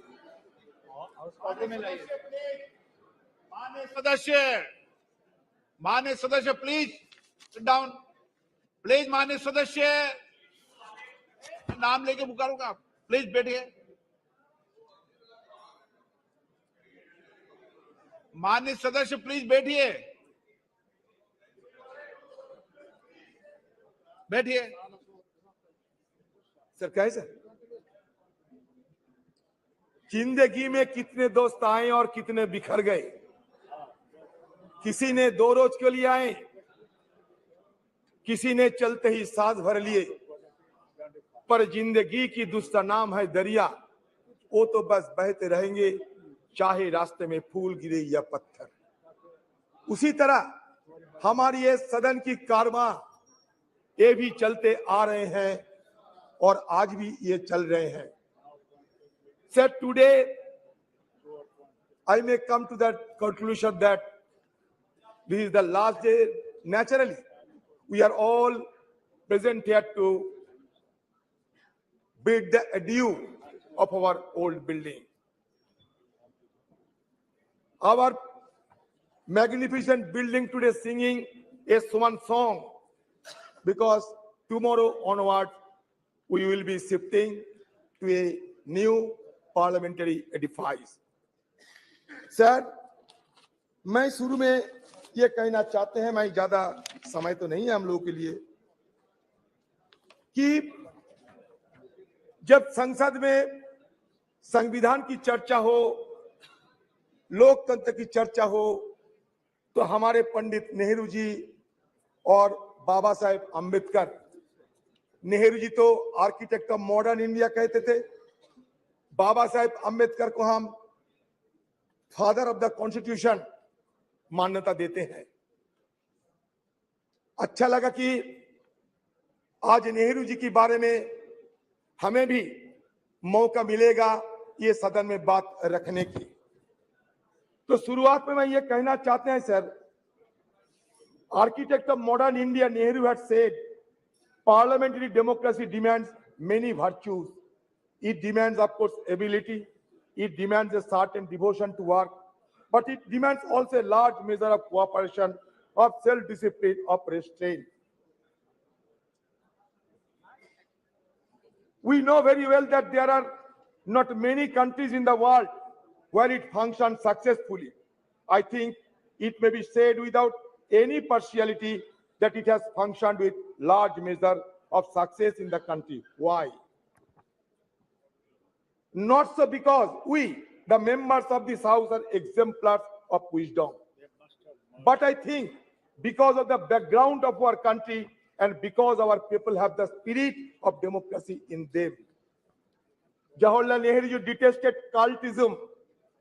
He was humble in his submission to constitutional requirement.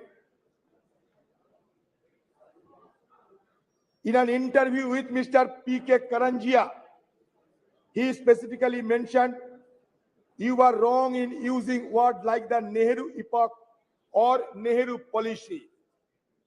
Though he enjoyed massive majority in the parliament, he was tireless in listening opposition voice and never mock, deflect, pontificate when answering questions asked of him. He never believed in steamrolling the opposition and given due respect to feelings and sentiments of the opposition member. It is significant to note that it was during his tenure the parliament ran smoothly. He was not only led the nation in a difficult situation, but he was the prime force and pioneer who has given a wonderful beginning of our parliamentary democracy by his immense contribution. Sir, मैं आपके संगठन में लाना चाहते हैं, even speaker bell would ring for Jawaharlal Nehru when he exceeded time limit while making his speeches in the parliament. It shows that no one was beyond parliament's prerogative, and that was Nehru's contribution. Analyzing Jawaharlal Nehru's contribution to the development of parliamentary democracy in India has become significant and mere relevant in the contemporary context, which forces us to recall the glorious beginning of our parliamentary democracy, where healthy debate and discussions were order of the day. Sir, अगर सदन में जवाहरलाल नेहरू की चर्चा ना होगी, तो it will be equivalent of the performance of Hamlet without the presence of Prince of Denmark.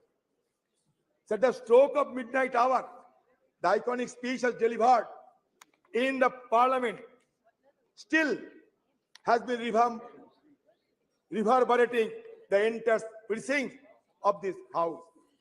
Sir, another one, most illustrious person, Baba Saheb Ambedkar. Sir, Baba Saheb Ambedkar, who is regarded as the father of our constitution, he suggested that political democracy cannot last unless there lies at the base of it social democracy. What does social democracy mean? It means a way of life which recognizes liberty, equality, and fraternity, which are not to be treated as a separate items in the Trinity. They form a union of Trinity in the sense that to divorce one from the other is to defeat the very purpose of democracy. Equality cannot be divorced from liberty. Liberty cannot be divorced from equality. And nor equality and liberty can be divorced from fraternity. Now we need the mantra of Baba Saheb Ambedkar, the mantra of Jawaharlal Nehru and other stalwarts who have make this parliamentary democracy glorious for us to be remembered again and again. Sir, ये parliament में कभी भगत सिंह जी एक बम फेंका था, लेकिन किसी को आहत करने के लिए नहीं, ब्रिटिश सरकार को जगाने के लिए। 1929 में सर ये सदन में हमला हुई थी। 2001 साल में आतंकवादी ने हमला किया था। हमारे वॉच एंड वार्ड और सारे लोग ये आतंकवादी हमला को रोके थे। आज हम सब के लिए हमारी तरफ से श्रद्धा अर्पण करना चाहते हैं।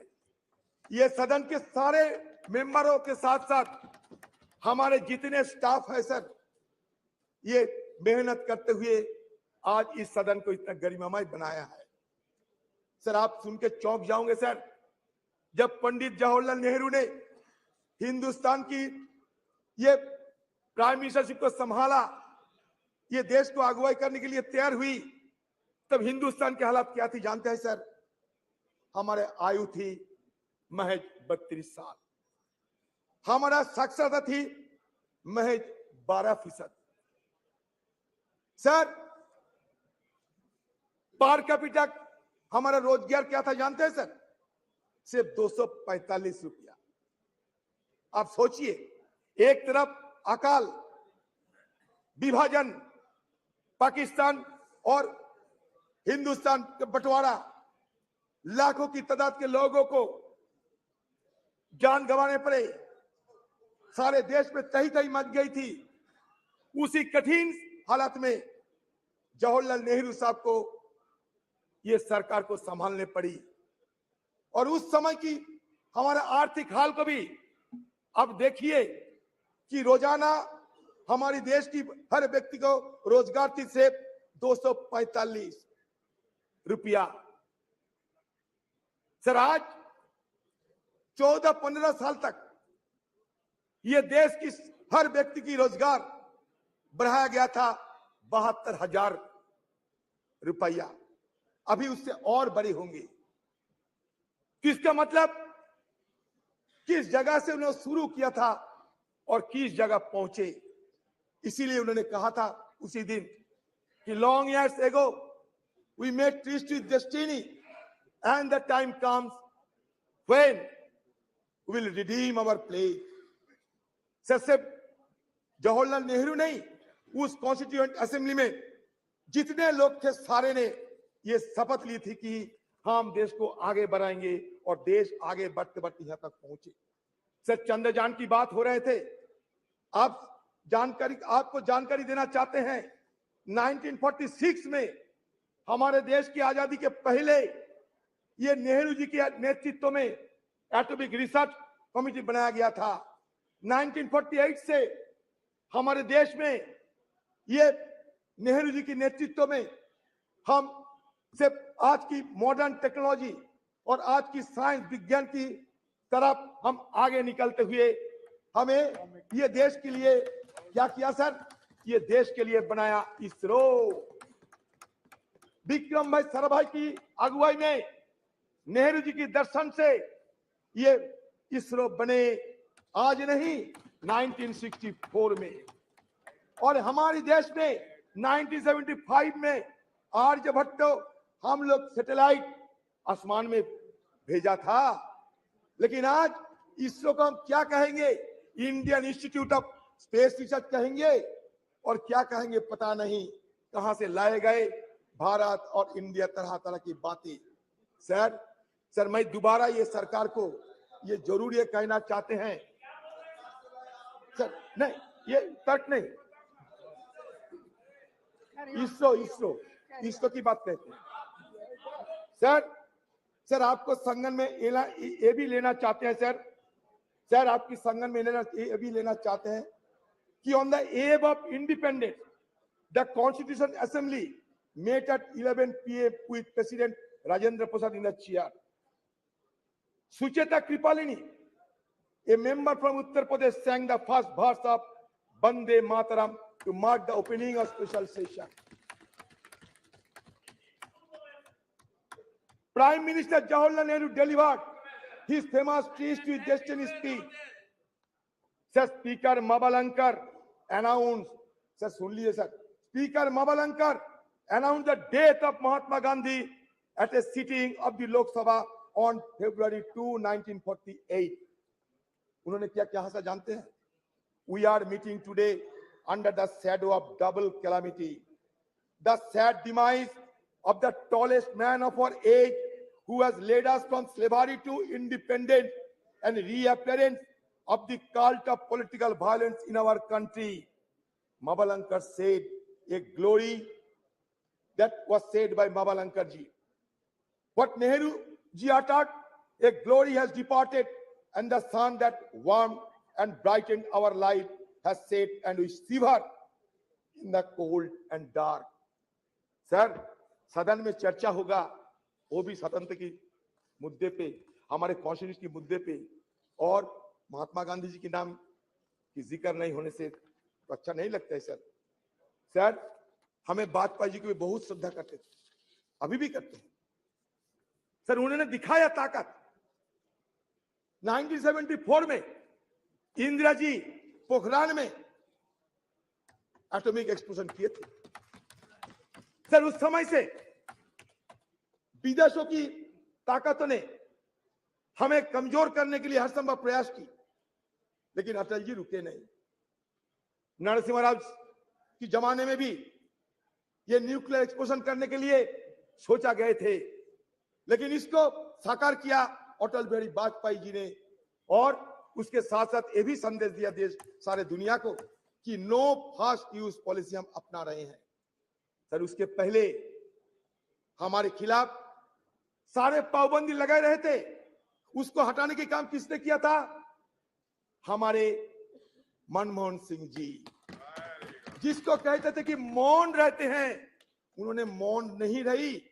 जब G20 की सम्मेलन हुआ करते थे, उस समय भी उन्होंने कहा ये अच्छा है हमारे देश के लिए। वो मौन नहीं थी, लेकिन बात कम करते थे और काम ज्यादा करते थे। फर्क यही है। Sir, Indo US nuclear deal किसकी अगुवाई में हुई बताइए? सर, इसी सदन में इस चेयर में बैठा होते हुए सोमनाथ चटर्जी साहब देश के लिए वो इंडो यूएस न्यूक्लियर डील को समर्थन किया और अपने पार्टी को नकार दिए थे। तो ये उदाहरण है। तो ये इंडो यूएस न्यूक्लियर डील अगर नहीं होते तो आज अमेरिका देश हमारे साथ इतना जुड़ाव ना दिखाते। ये भी हमें विचार करना पड़ेगा सर। सर, हमारे इस पार्लियामेंट में क्या क्या हुई सर, छोटा सा मैं ब्यौरा देना चाहते हैं सर। सर देखिए,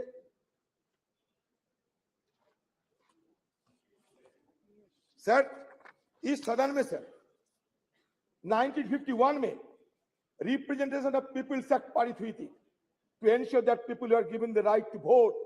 अगर वोट देने के अधिकार ना होते तो आज बाकी बात करने की हमें गुंजाइश ना मिलती। सर, दूसरा essential commodities act 1955, a law that has helped the government regulate the production, supply and distribution of essential commodities such as drugs, oil, kerosene, coal, iron, steel, pulses. Sir, तीसरा क्या हुआ? Green revolution in India 1967। 4, nationalization of bank. 14 banks were nationalized, which enhanced banking infrastructure and services and created provision of cheaper credit to farmers. बता दे sir, 1974 में atomic जब explosion हुई थी ना, हमारे प्रधानमंत्री उस समय रही थी स्वर्गीय इंदिरा गांधी जी। ये भी आपको याद दिलाते हैं। इंफॉर्मेशन टेक्नोलॉजी जब हुई थी हमारे देश में क्रांति के स्वरूप से, एक क्रांति के रूप से, हमारे स्वर्गीय राजीव गांधी जी। आज तो हम डिजिटल इंडिया की बात करते हैं। शुरुआत हमारे स्वर्गीय राजीव जी ने किए थे। शायद हम सबको ये याद में रखना चाहिए। C.डॉट से लेकर आज आर्टिफिशियल इंटेलिजेंस, जितना भी एवोल्यूशन होते हैं, इसका पीछे क्या इतिहास है, इसको हमें ध्यान में रखना चाहिए। हिस्ट्री को हम भूलना नहीं चाहिए। History is the remembrance of the past, it transmits from generation to generation. अगर हिस्ट्री को हम कैंसिल चेक नहीं बता सकते, history could not be treated as a cancelled check. Rather, it should be treated as a promissory note in future. And now, whatever cash in hand we should spend it wisely. That should be the agenda of the any government. Sir, Anti-Defection Law 1985 or a Krantikari. Child Labor Act 1986. The Scheduled Caste and Tribes Prevention of Atrocities Act 1989 to prevent atrocities against members of Scheduled Caste and Scheduled Tribe. Sir, Panchayat Raj Institution Act, ये और एक क्रांतिकारी act है. ये enacted in 1992. This act aimed to decentralize power and ensures local self-government, enhancing grassroots democracy. Sir, आज देश में 3 सरकार है. केंद्र की सरकार, सूबे की सरकार, ग्राम की सरकार, लोकल सरकार. ये क्रांति, it was a social revolution, and that social revolution occurred without shedding even a drop of blood. That is the significant achievement of our former government of under Rajiv Gandhi ji. Sir, Member of Parliament Local Area Development Scheme 1993. Sir, Right to Information Act 2005. It is a landmark. Sir, Right to Information Act 2005 is a landmark legislation that revolutionized transparency and accountability in governance. It empowers citizens to request information from public authorities, thus promoting openness and reducing institutional corruption. Sir, I am being tempted to refer the name of my leader, Madam Sonia Gandhi ji. Sir, Madam Sonia Gandhi ji, who took the initiative to pass the landmark legislation, Right to Information Act. History will remember. Yes. The Scheduled Tribe and other traditional forest dwellers, recognition of Forest Rights Act 2006. National Rural Employment Guarantee Act NREGA. Sir, ये नरेगा के खिलाफ कटुक्ति करते हुए कहते थे किसी ने, ये मरेगा, ये नरेगा नहीं, ये मरेगा. लेकिन नरेगा मरे नहीं, नरेगा जिए हैं. और नरेगा से हमें ग्रामीण लोगों को अभी भी ग्रामीण लोगों को इसके सहारे जीने का मौका मिलते हैं. Sir, right to education act और एक क्रांतिकारी विधेयक पारित किए गए 2009 साल में. ये राइट टू एजुकेशन एक्ट के तहत it made education a fundamental right for children aged 6 to 14 years. Sir, again Food Security Act, National Food Security Act 2013. The Food Security Act aimed to provide subsidized food grant to large section of the population, ensuring food security. It sought to address malnutrition and hunger by guaranteeing access to essential food items. Sir, the issue is, sir, जानते हैं, गरीबी बढ़ रहे हैं. सारा देश में गरीबी बढ़ रहे हैं. सर, पॉवर्टी इंडेक्स में 117 की देश के अंदर हम 107 में आ गए. सर, कभी हमारे देश को देखते हुए ड्रेज और अमर्त्य सेन ने यह कहा था कि it looks like the island of California in a sea of sub Saharan country. इसलिए हमारा ये गरीबी को सबको चूकता है. एक तरफ बढ़ते हैं कुछ चुनिंदे लोगों ने, लेकिन दूसरी तरफ हमारा गरीबी भी बढ़ते जा रहे हैं. इसको ध्यान में रखना चाहिए. Sir, right to fair compensation and transparency in land acquisition, rehabilitation resettlement act 2013, street vendors act 2014. Sir, बाद में क्या देखा हमने? बाद में हमें विरोध करने पड़े, क्योंकि सदन के अंदर विरोध करने का अधिकार तो हमें है, और विरोध करने के अधिकार हमारे संविधान भी हमें देते हैं. सर, इंडो न्यूक्लियर डील जब चर्चा होते थे, जब वोट ऑफ कॉन्फिडेंस हुआ था इस सदन में, तो कौन सा पार्टी कौन सा पक्ष में थे, शायद आपसे ज्यादा जानकारी है. मैं आज इसी शुभ एक अवसर पर किसी को और नहीं बोलना चाहते, लेकिन sir, demonetisation of currency note in 2016 हमने विरोध किया. इंट्रोडक्शन ऑफ कॉम्प्लेक्स जीएसटी उस समय भी लाए गए थे जिस समय दूसरा सरकार थे, लेकिन फिर भी लाने में जो कमियां थी वो बार बार हम लोग उसका उजागर कर चुके हैं. सर, हमें application of article 370 and flight of Kashmir, ये मुद्दे को भी हमें आलोचना जरूर की थी. कश्मीर हमारा अंग है. सर, आज भी देखिए कश्मीर में हमारे फौजों को जान गंवाने पड़ती. इसमें तो यह साबित होते हैं, उस दिन हमारी तरफ से जो शंका जाहिर किए थे वो संख्या सही है। सर आज मैं ये चाहता हूं कि हमारे सदन के अंदर हमारे जो रणकुबड़े जो फौजों ने वहां जान गंवा रहे हैं, उसके लिए कम से कम हम थोड़ा सा मौन व्रत करते थे, थोड़ा सा साइलेंस ऑब्जर्व करते थे, अच्छा होते सर। एक तरफ मणिपुर, दूसरी तरफ जम्मू कश्मीर जल तो रहे हैं दोनों, और हम जल तो रहे हैं, इसलिए हमें बहुत कुछ करना बाकी है। ये तो सिर्फ एक झांकी है, हमें बहुत कुछ करना बाकी है सर। और एक देखिए, और एक divisive legislation, citizenship amendment act 2019 and NRC, तो इस तरीके की डिविजन लेजिस्लेशन के विरोध हम लोग किए हैं सदन के अंदर। जो हम किए हैं बताते हैं सर, हम लोग विरोध किए हैं, ये फार्म लोग के चलते हम विरोध किए हैं, और हमारे विरोध के चलते, देश की किसानों की विरोध के चलते ये सरकार को फिर वापस ही तो लेने पड़ी सर। फिर digital personal data protection act हम लोग तो विरोध किए थे सर, जो किए हैं हम वजह क्या है बता दिए हैं सर, और ये सारे हमारी तरफ से बात रखे गए हैं सर। हम तो ये चाहते हैं कि आज की हालत में हमारी तरफ से और एक मांग आपके पास रखना चाहते हैं। वो मांग ये है सर कि हमारी सदन में एक आप नियम चालू करें, इसमें विपक्ष के लिए सिर्फ एक दिन विपक्ष के लिए डेडिकेटेड किया जाए। उस दिन विपक्ष सब कुछ बोलेगा, विपक्ष को जो मर्जी विपक्ष को बोलते रहेंगे, इसलिए एक दिन विपक्ष के लिए अब रख दिया करो सर। आपको शायद ये भी जानकारी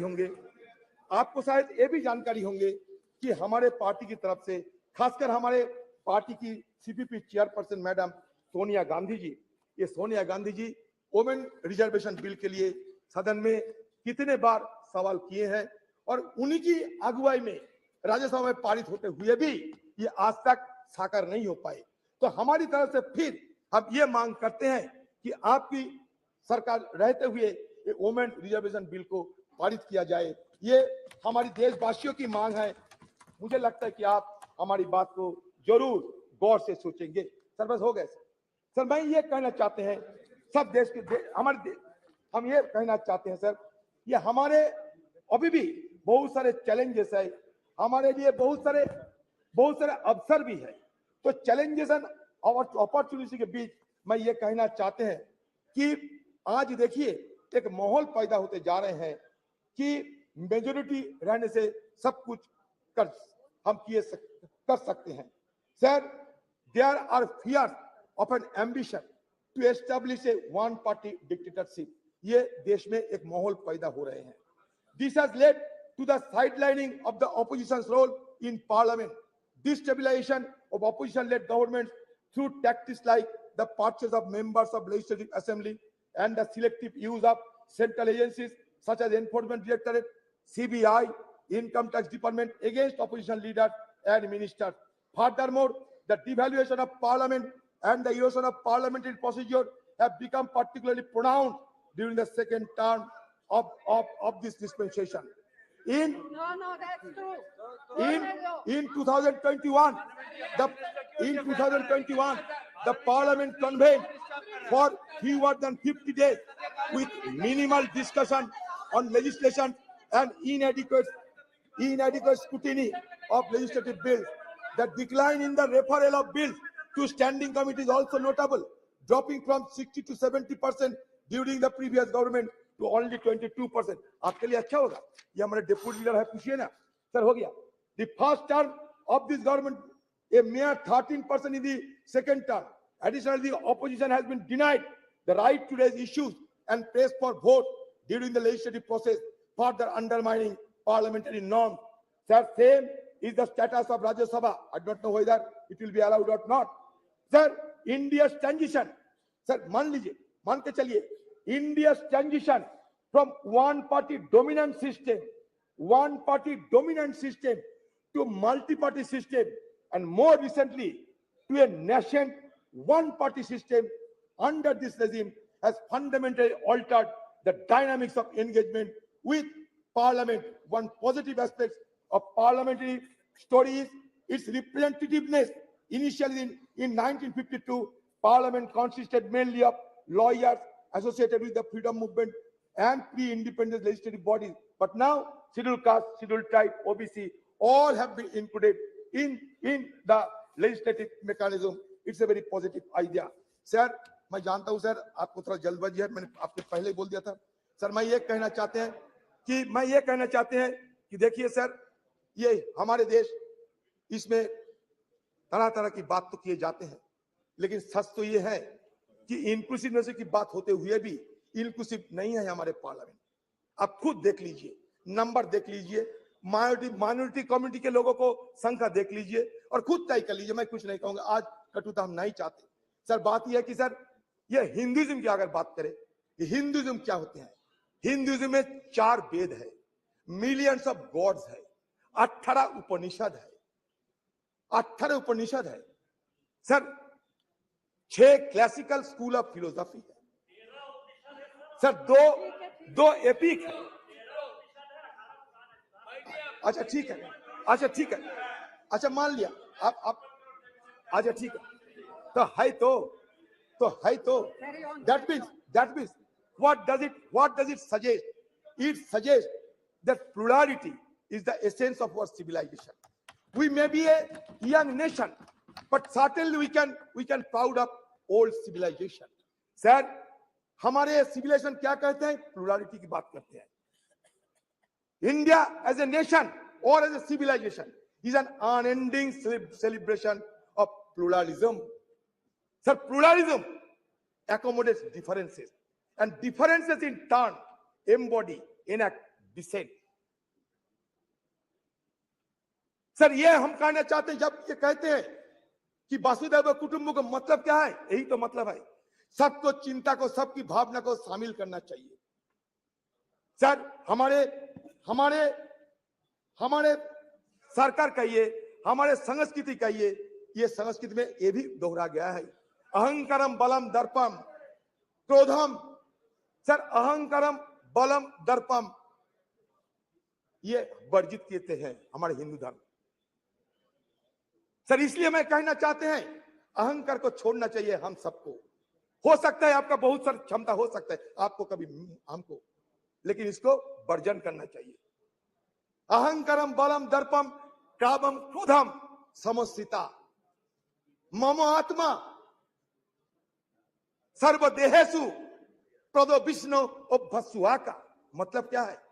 मतलब ये होते हैं कि ऊपर वाले को गुस्सा की आप आमंत्रण ना करें तो बेहतर है। सर इसलिए आज जब सदन के अंतिम दिन है, मैं उस बुजुर्गों को स्मरण करते हैं जो हमारे बीच अभी नहीं है। Carry on. हाँ सर,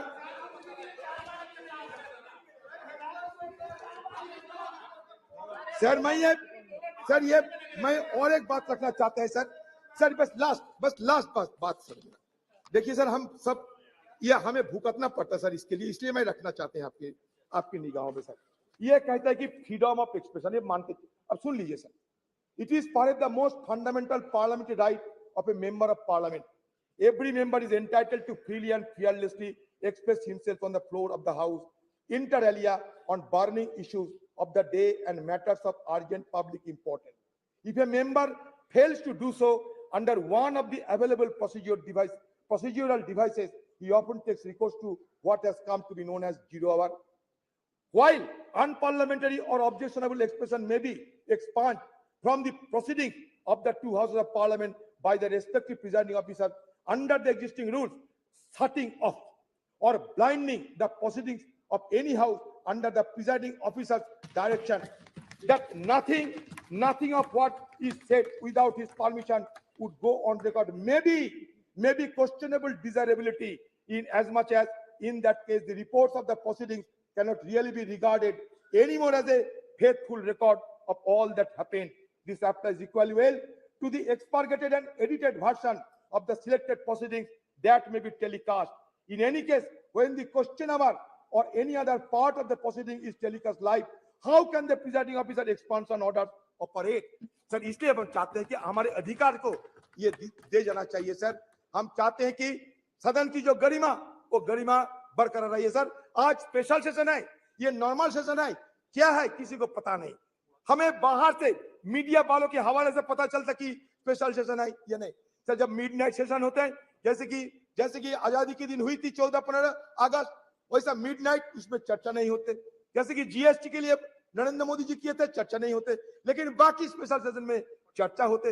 लेकिन इसके साथ साथ बाकी लेजिस्लेशन नहीं जा सकते, लेकिन यहाँ 8-9 सारे मुद्दे को आप शामिल किए हैं। पता नहीं इस तरीके की कैसे आप सदन को गरिमा को बरकरार रखेंगे। क्वेश्चन आवर में हमें शामिल होने का मौका नहीं है, जीरो आवर उठाने का मौका नहीं है, फिर आप कहते हैं कि गणतंत्र गरिमा को बजाय रखना चाहिए। सर, ओल्ड से न्यू हम जाते हैं, ओल्ड को हम भूलना नहीं चाहते। Old is always gold. Sir, there is a saying that old horse is best to ride. Old horse is best to ride. Accordingly old house is best to बस। हम नया सदन में जाएंगे लेकिन पुराने को याद में रखेंगे। सर, फिर एक बार कहना चाहते हैं, हमारे राजेश खन्ना जी बाबू मोसाई एक पिक्चर थे, उसमें कहा था जिंदगी बड़ी होना चाहिए, लंबी नहीं।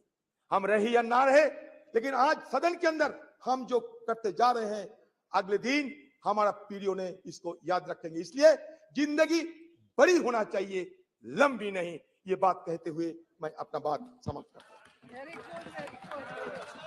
माननीय सदस्यगण, मुझे आपको सूचित करना है कि लोकसभा और राज्यसभा के सदस्यों का संयुक्त ग्रुप फोटोग्राफ, राज्यसभा सदस्यों के ग्रुप फोटोग्राफ और 7वीं लोकसभा के सदस्यों का ग्रुप फोटोग्राफ मंगलवार 19 सितंबर 2023 को 9:30 बजे संसद भवन के प्रांगण नंबर 1, द्वार संख्या 1, सेंट्रल हॉल के बीच में किया जाएगा।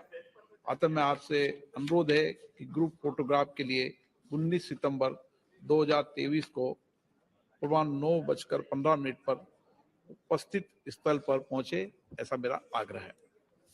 श्रीमान टी.आर. बालू साहब। Sir, from 1962 onwards, the DMK, now presided by the Honorable Chief Minister of Tamil Nadu, Dr. M.K. Stalin, has been part of all historical discussion in this house and also in the other house.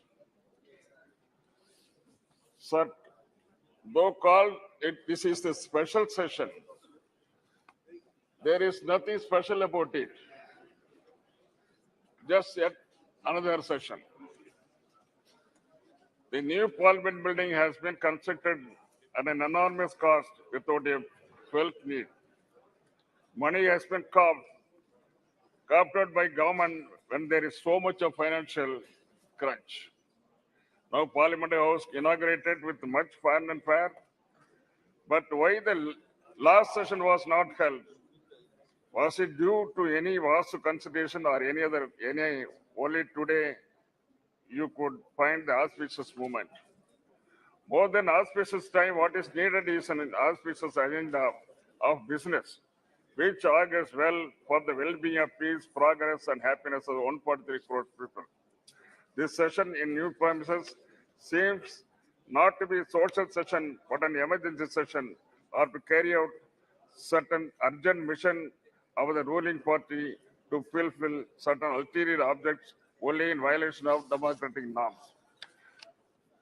This sitting will take stock of India's journey as an independent nation.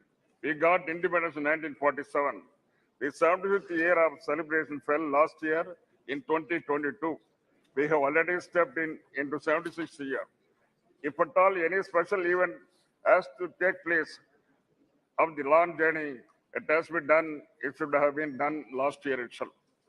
Okay, even accepting the while that we are commending our 75th year parliament, such a special sitting should have been done in the historic parliament, house where the country's destiny was decided further nurtured and renewed in 1947. India, our country, our dear nation, the largest and vibrant democracy in the world, is today because of the invaluable contributions of firstly of the people of the country.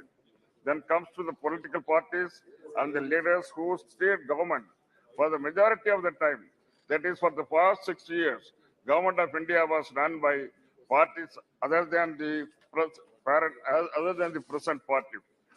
The strong base of the modern India, the developed India was laid by 6 decades of planned work done by sovereign leaders starting from Jawaharlal Nehruji, the light of Asia.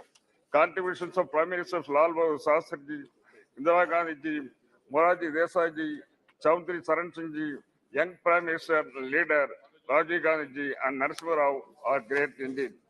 Tower of strength of the backward class masses who constitute more than 60%. VP Singh ensured social justice to them, which was denied to those marginalized fourth level people, so-called Sutras. His contribution is immense and invaluable. It will stand out and shine in our modern history of progress. His government was pulled down with vengeance by forces inimical to empowerment of weaker section. Leaders and their parties who led the country with a lot of sagacity and foresightedness. Whenever there was political instability, when single party majority evaded mainstream parties, it was like saving and protecting standard person. It happened in 1989, 96, 98, 99, 2004, and 2014.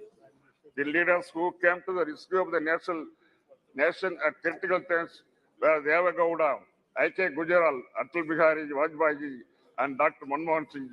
The political leaders who played a great role then were DMK leader Dr. Kalanga Karunanidhi, NTR, George Fernandez, Communist Party like Indrajit Gupta, Somnath Chatterjee, Sujit Singh. When we look back at 75 years, the contribution of these tall leaders is great and needs special mention. The contribution of opposition parties, mostly of the regional parties like DMK, in national politics and governance, have a special place. This constructive opposition criticism and suggestions have helped the government from time to time take corrective measures because they have represented the regional interest and linguistically minority population groups. DMK in parliament since 1962. Our founder leader Anna, who was in high esteem by his contemporary leader Nehruji, Vajpayee, and others, spoke for the political rights of states, protection, development of various classical languages like Tamil, though he advocated a separate Dravida Nadu in 1962. When the Chinese force was on us, he felt that territorial integrity of India was paramount importance. Though Anna gave up the Dravida Nadu, he claimed loud the reason for a separate nation still existed. That way, it was sagacious advice of central government. After all, India is a union of states. That is the constitutional position.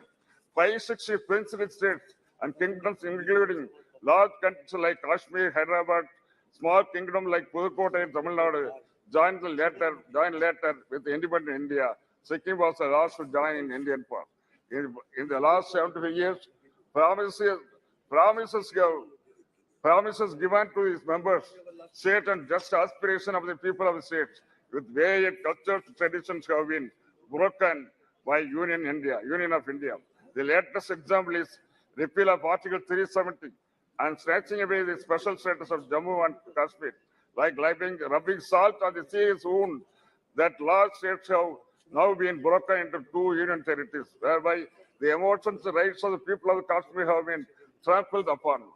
While looking back India 75 years, patting our backs and claiming credit to the impressive performance like Chandrayaan by individual leaders and parties is not appropriate.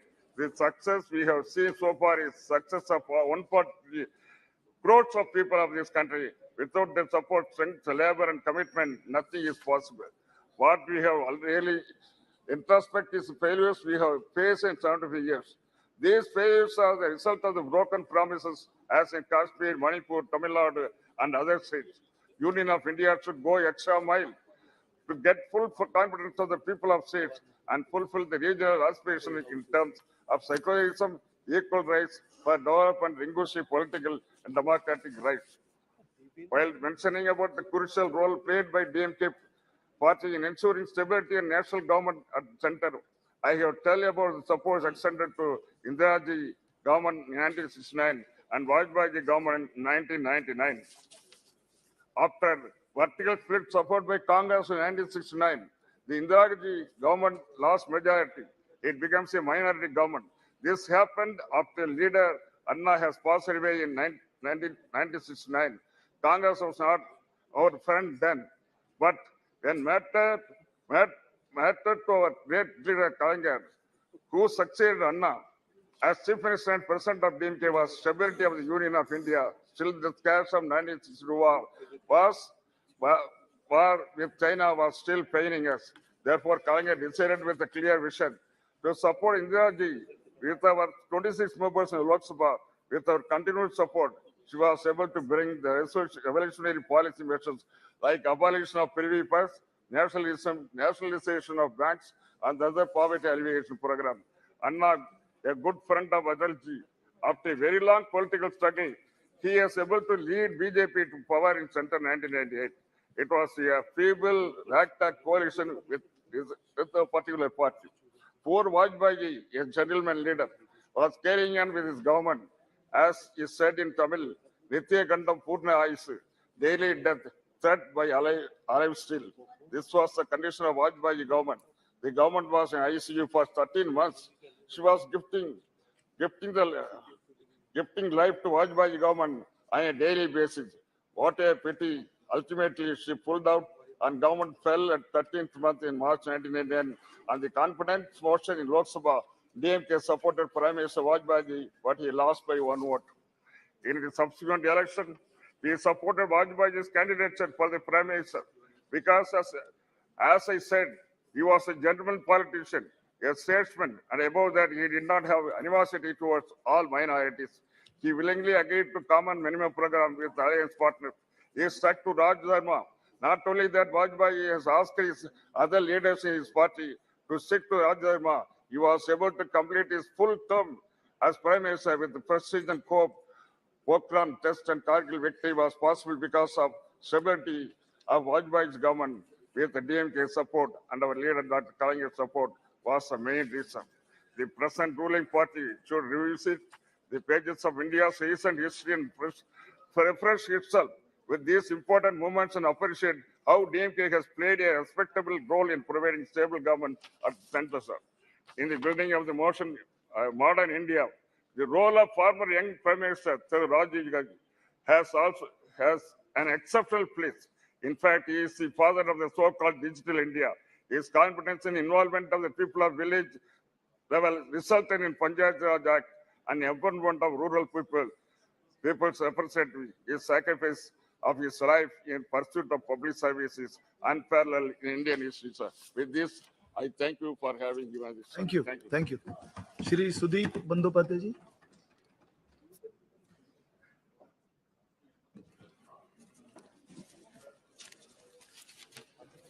Sir, I rise to speak on the discussion on parliamentary journey of 75 years, starting from Samvidhan Sabha, which has not yet been discussed in details at all in the House. Achievements, experience, memories and learnings. Sir, this is the last day of the current Parliament House. And this is possibly the last agenda we are going to discuss. So on the day of the nostalgia, we feel a flood of memories. The past and pledge to preserve our best democratic traditions for the future. That the journey began just after independence with the covering of the Samvidhan Sabha or Constituent Assembly, the list of members who registered and presented their credentials on the discussion held on December 9, 1946, from Bengal had been a veritable roll of honor. Many speakers took part. I will just remember their role. It read as follows. 1. Dr. B.R. Ambedkar from Bengal. Mr. Sarath Chandra Bose. Mr. Kiran Shankar Roy Mr. Frank Reginald Anthony, Mr. Satyaranjan Bakshi, Dr. Prafullo Chandra Ghosh. The list included another 25 members from Bengal who took part on this debate for the final publication of the Indian Constitution. Sir, the proceedings of the Constituent Assembly would have been very dull, Dr. Ambedkar said in his final speech in the Samvidhan Sabha. If all members had yielded to their party lines or party discipline in all its rigidity, then it could be a gathering of yes men only. But few persons raised their voice of their own, going out of the placed resolution, which there were rebels rising to the lend qualified support to Dr. Ambedkar's motion to pass the constitution. One of these rebels was Hari Vishnu Kamath, suggested that we the people of India, and that was inducted in the constitution with the proposal of Hari Vishnu Kamath, we the people of India, had come to the end of a long journey, which was, however, the beginning of a longer, a more arduous, and a more hazardous one. True to the Indian genius, he noted, our struggle, our awakening began with a spiritual renaissance, which was pioneered by Ramakrishna Paramahansadev, Swami Vivekananda, and Swami Dayananda. In the wake of those spiritual leaders came the political renaissance and the cultural renaissance, of which the torchbearers, the leaders, the guides were Lokmanya Tilak, Aurobindo, and Mahatma Gandhi, and last but not the least, Netaji Subhash Chandra Bose. Today, we once again pay our tribute to those great leaders of our freedom struggle. Set the journey of a next 75 years. The covering of a 17th Loksabha in this historic house. Before moving from an old building to a new one, we need to understand the true meaning of the name of our country, India, that is Bharat. We are happy and comfortable with both the names. That we want to reiterate here also.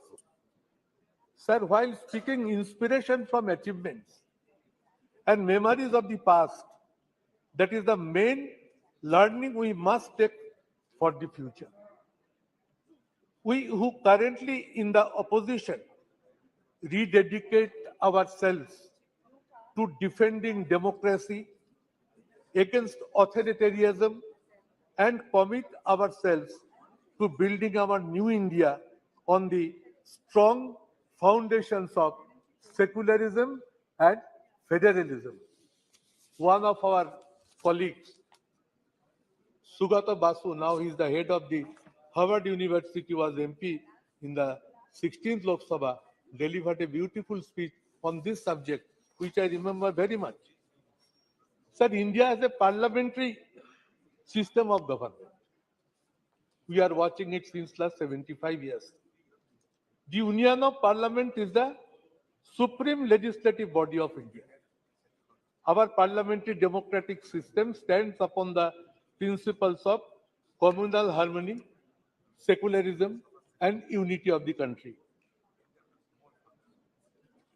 Ethos of our constitution vibrated as, after the constitution was passed, unity in diversity. This spirit is to be kept maintained. India is a country which almost believes on principles of Nana Bhasha, Nana Mot, Nana Poridhan, Vividher Majhe Dekho, Milan Mohan. This is unity in diversity. This spirit was reflected from the first Prime Minister of India, Pandit Jawaharlal Nehru, and that should be reflected so long we remain in the country.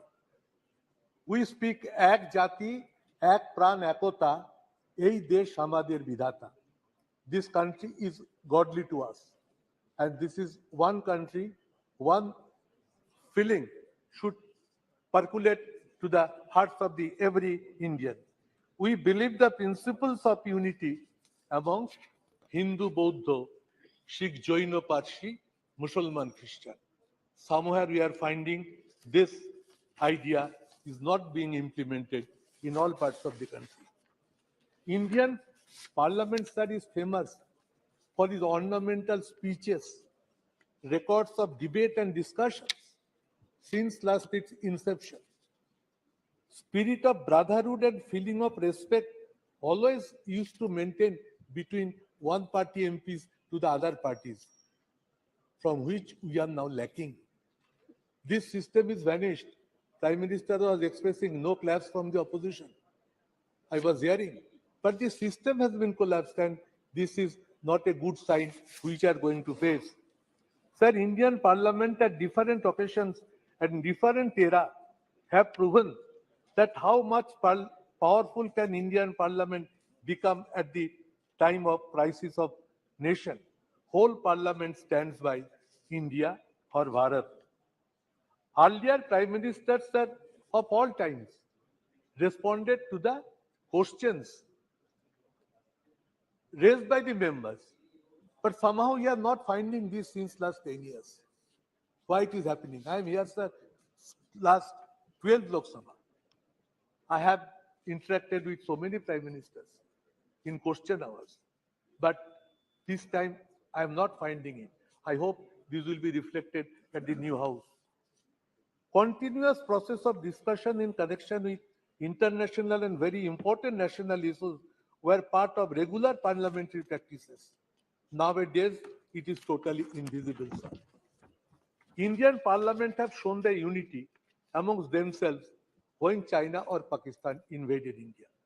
Atal Bihari Vajpayee ji praised Indira Gandhi by pronouncing her as Ma Durga. At the time of war in Bangladesh, we still remember it. There are exemplary precedents like this in the history of Indian Parliament. Opposition praising treasury benches opposition, these were reflected in the House on many occasions, on several times, but which is now being totally invisible. Keeping faith upon international solidarity and brotherhood, our Parliament has expressed solidarity with many other countries who have fought for their independence. Sir, I was first elected in 12th Lok Sabha as Trinamool Congress candidate. That time, our party leader Mamata Banerjee, it was the first time a new political party entered into the parliament. And that time, she raised her voice in parliament for 1/3 reservation of in Lok Sabha and assembly. The incident we still remember. She caught one MP by neck when she was going to clear the bill which was going to be placed on the floor of the House. Now Sonia ji has also written a letter to Honorable Prime Minister to take it up.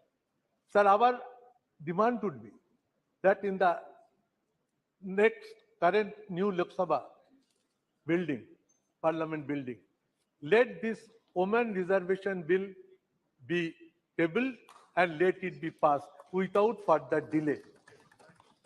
Let it be initiated with a positive direction by which this Parliament can initiate its journey with a very positive outlook.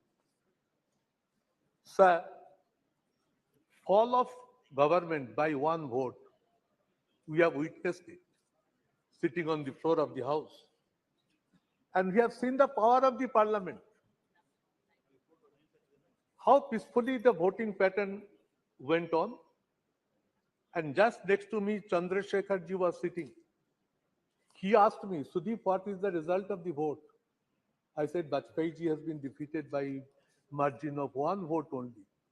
He said it to me, oh ho, if I had the idea, I could have voted for Vajpayee, by which the vote pattern could have been different. So these are the memories which haunt me always. Sir, let the present House run with a positive direction. Common principle of parliamentary democracy is that House belongs to the opposition. I tell it at the all-party meetings whenever Honorable Speaker convenes that in a parliamentary democratic system, House should belong to the opposition. But nowadays, bills are being passed without debate or discussions. It is not a good precedent. Both sides are to be more objective in their approach, in their outlook. And when a house can run properly, if the ruling party takes a positive decision, then only it becomes possible. Otherwise, it is not possible for the opposition to run the house in a proper manner. The GST declaration being celebrated by convening midnight parliament session. It was held to make it historical. But many important and extraordinary situations prevailing in the country are not being allowed to raise and discuss in the House. Sir, brute majority in Parliament by one political party at this present Parliament reflects its arrogance is not desirable. What my long experiences say that if brute majority persists, they are in a mood to gag the voice of the opposition. It is neither desirable nor it is supported by all the members. So we will approach to the ruling party to make themselves restrained in the coming sessions. Long since it is proven, Parliament session must reflect with more positivity and become as result oriented. But in few last sessions or in few last years, this parliament session is not becoming result oriented. That is a part of sorrow. The attitude of the ruling party of parliament can make it viable and functioning. They will come, sir, if this way runs. The people will start losing their faith in the parliamentary system of process. That what this parliament is going to give to us. And once people start losing their faith upon this parliamentary system, it is a very dangerous system. So, sir, we must try to remain more committed and faithful at the 75th year of Indian independence to see that parliamentary democratic system remains alive with its massive strength. Sir, we hope we are entering into a new parliament. Let all these systems be approached, be focused, be presented, be ventilated in a positive manner. Whole country should feel the change from one building to other building will also carry some feelings, good sense of ideas prevail, and we each one become to the respectful to each other sections in a broader mind. So lastly, I must say the slogan that whatever manner country proceeds, we must say, long live secularism and federalism. The federalism structure of the country is under big threat, where West Bengal is one of the major victims. I should take it up. We are trying our best to draw the attention of the government, and as a leader of a Trinamool parliamentary party in Loksabha, I should keep it on record as mentioned. Sir, I repeat, no attempt is to be taken to create division in between India and Bharat. We firmly stand by both. Jai Hind, sir. Jai India, Jai Bharat.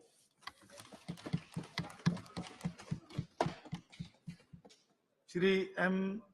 Srinivas Reddy ji, please. Sir, thank you very much, sir. Speaker, Please, sir. please. Madam ji. Just 1 minute, ma'am.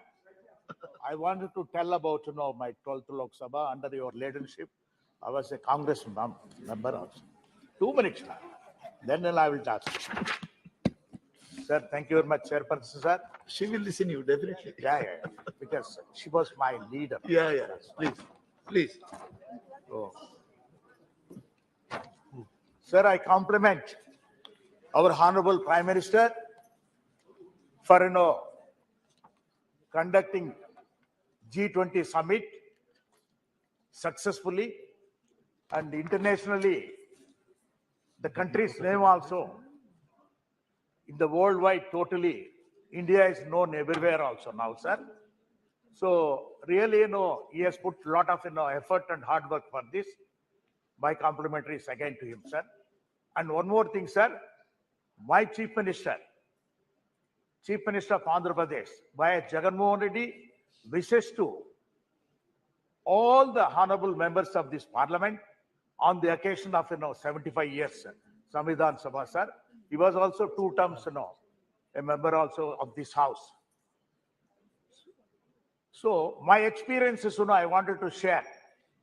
As my colleague, with the Sudeep ji, has mentioned about it. My 12th Lok Sabha I entered also, madam. That time, Madam Sonia ji was the president of the Congress party.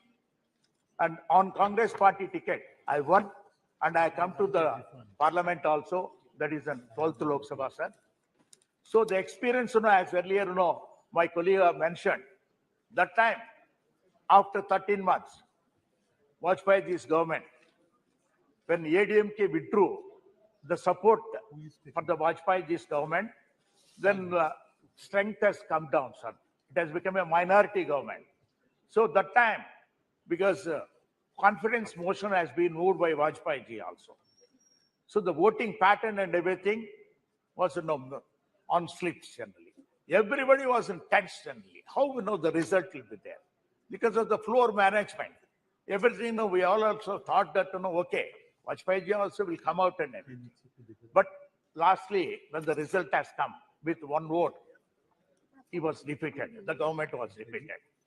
That too, then Chief Minister Giridhar Gomango ji was also a member of parliament in this house. Yes, Sudhir ji? Yes. So he came and voted. Then otherwise it would have become it equal and decided by the speaker also. That time the speaker was Honorable GMC Balayogi. So how the parliament also depends on nature only, finally. God has to decide how it has happened. When we see all these experiences, we cannot forget in our lifetime, sir. So I have seen a lot of speakers also in this, because when I entered about 25 years back, before that itself, my family, my late brother and sister-in-law were also members of parliament. I used to come to the Central Hall regularly, enjoy the Central Hall, sitting there yourself. Sorry, ma'am. Sorry. The luxury of the Central Hall, sir. When you sit in the Central Hall and look at the dome, you will feel so comfortable also. Because that only now you are going to miss in the new parliament. And these experiences cannot be, generally, only memories will be there always for us also, sir. And regarding, again, in 14th Lok Sabha, sir, main, important, agreements, Indo-US agreement. This has happened on 23rd August 2006. So the bill that time, to be passed in this agreement was also a potential thing. Later, 14th Lok Sabha itself, 22nd July 2008, conference motion of Dr. Manmohan Singh ji. That also was a tensionable thing. It was also, floor management could able to do everything. So that was also in a tensionable. All this, strength of strength and everything used to happen in the midnight only, sir. Generally. So the result of the thing was so joyful at the time. Then if you look at it also, sir, 15th Lok Sabha, that is, was thing for our Andhra Pradesh itself. The division of both the states. Andhra Pradesh has been divided into 2 states. That is Andhra Pradesh and Telangana. 18th February 2014, the bifurcation. the bill, AP reorganization bill has been passed.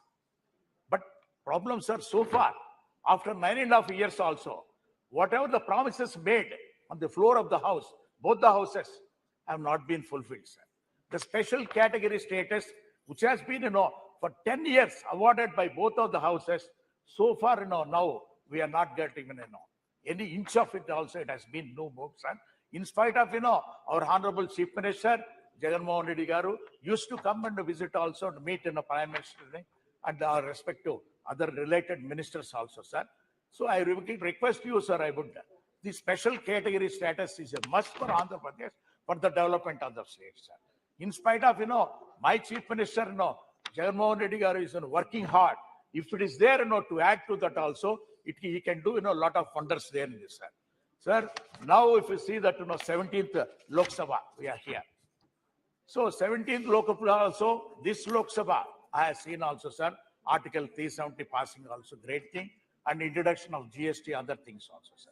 So all my experiences, sir, I want to put it to you here, sir, because it is only to tell always to my colleagues that this house got only 543 members. So becoming a member of parliament is, God's nature's gift only. One should be lucky to become a member of parliament in this house, because 140 crore people are there, sir. Now, only 543 people are recognized in this. So this is the temple of democracy. From Sarpanch also, should think of, whatever is passed, Panchayat Sarpanch, in the parliament, will go into that also. They have to implement that. So when the temple of democracy, when it is there, so here we have to, make some, suggestions also, sir. It is very much required also, sir. And to tell you frankly, sir, my dear colleague also mentioned some of the things. Number of days, working days has to be increased here. That is the main thing. And other thing is private members' bill, sir, should be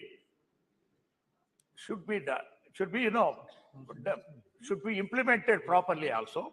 And the third one, sir, 30% of the agenda should be suggested by the opposition parties. Then only the house can, function properly. And apart from that, sir, respect for MPs are a little bit coming down, what I could able to see, sir, now. So that earlier when I entered in, that is 1998, 25 years back, the ministers used to give appointments, right away, without, much time or anything. And the secretaries used to give appointments also right away. And now, that is lacking. And not only that, sir, what is required is because our country's thing is, only 10%. That means strength of the ministers have been decided by long ago.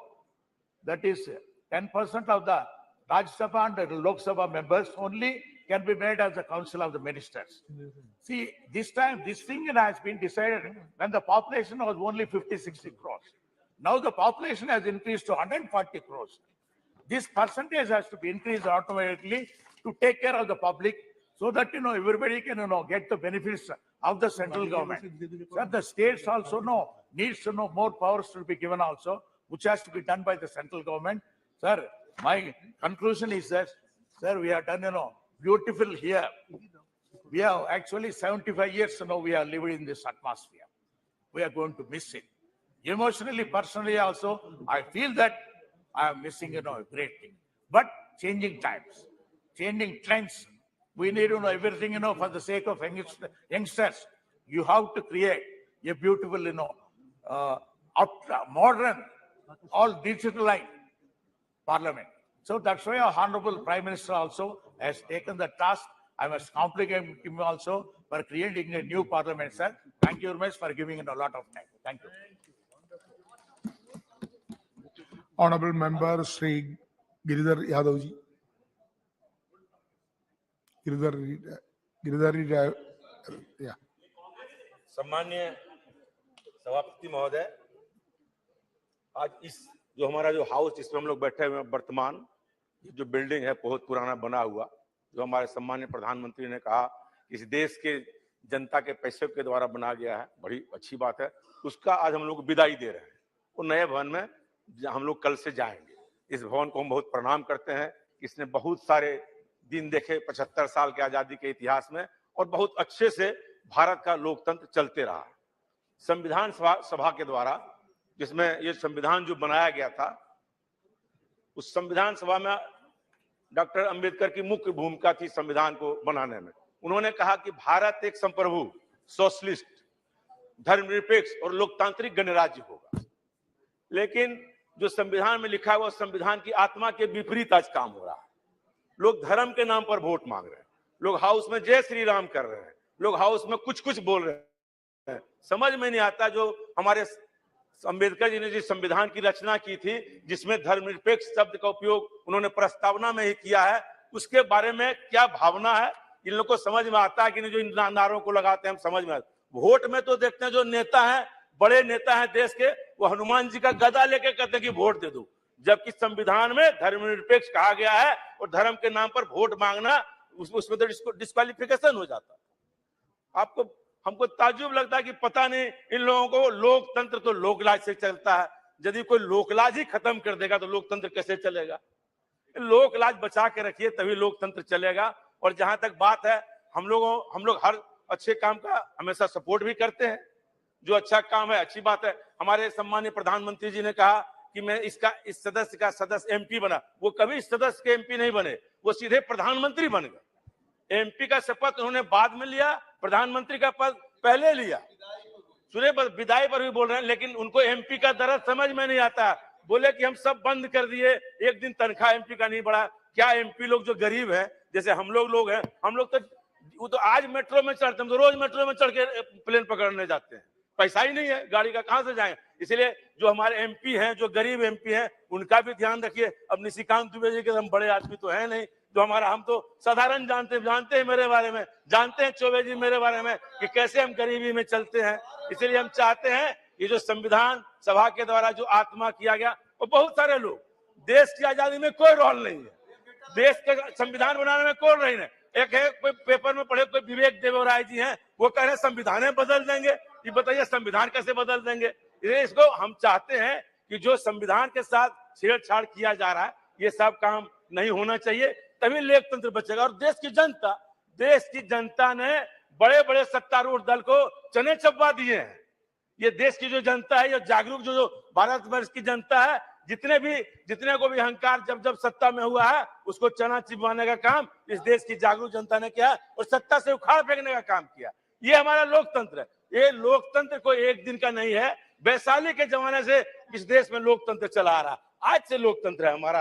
ये तो tutor parliament जो कहते हैं, वो tutor parliament जो अंग्रेज लोग बोलते हैं, पहले मेरे यहाँ ट्यूटर पार्लियामेंट था, ब्रिटेन में पहले लोकतंत्र, उसके पहले मेरे यहाँ लोकतंत्र, लिच्छवी का गणतंत्र, वैशाली का गणतंत्र, जो गणतंत्र इस देश में है उसकी एक परंपरा रही है, उसी परंपरा के हम लोग हैं। आप जानते हैं अमेरिका में अभी जो चुनाव हुआ था ट्रंप और जे बाइडेन में, ट्रंप हमला कर दिया कि लोकसभा उसके जो हाउस को जो उसका सदन है, बोला कि हम ही प्रधान राष्ट्रपति रहेंगे। लेकिन इस देश में ऐसा कभी नहीं हुआ। जब सत्ता परिवर्तन की बात आई हो, इस देश की जनता ने, इस देश के नेता ने, चाहे वो किसी दल के राजनीतिक नेता हो, किसी दल के प्रधानमंत्री हो, स्वेच्छा से जाके राष्ट्रपति के यहाँ इस्तीफा देने का काम किया। हम तो 3 बार लोकसभा में रहे। 11वीं लोकसभा में मुझे 3 प्रधानमंत्री को देखने का मौका मिला है।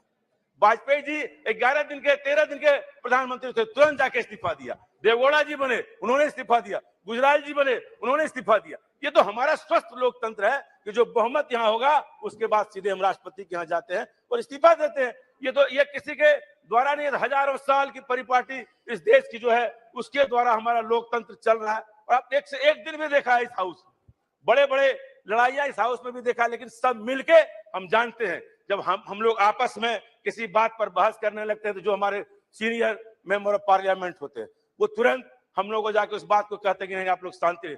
हम लोगों ने इस हाउस में जब वाजपेयी जी को देखे, जब 96 में हम लोग थे, जब वाजपेयी जी बोलने के लिए खड़े होते थे, विपक्ष से लोग बोलते थे, सत्ता पक्ष से सारे लोग हम लोग सुनते रहते थे वो क्या बोल रहे हैं।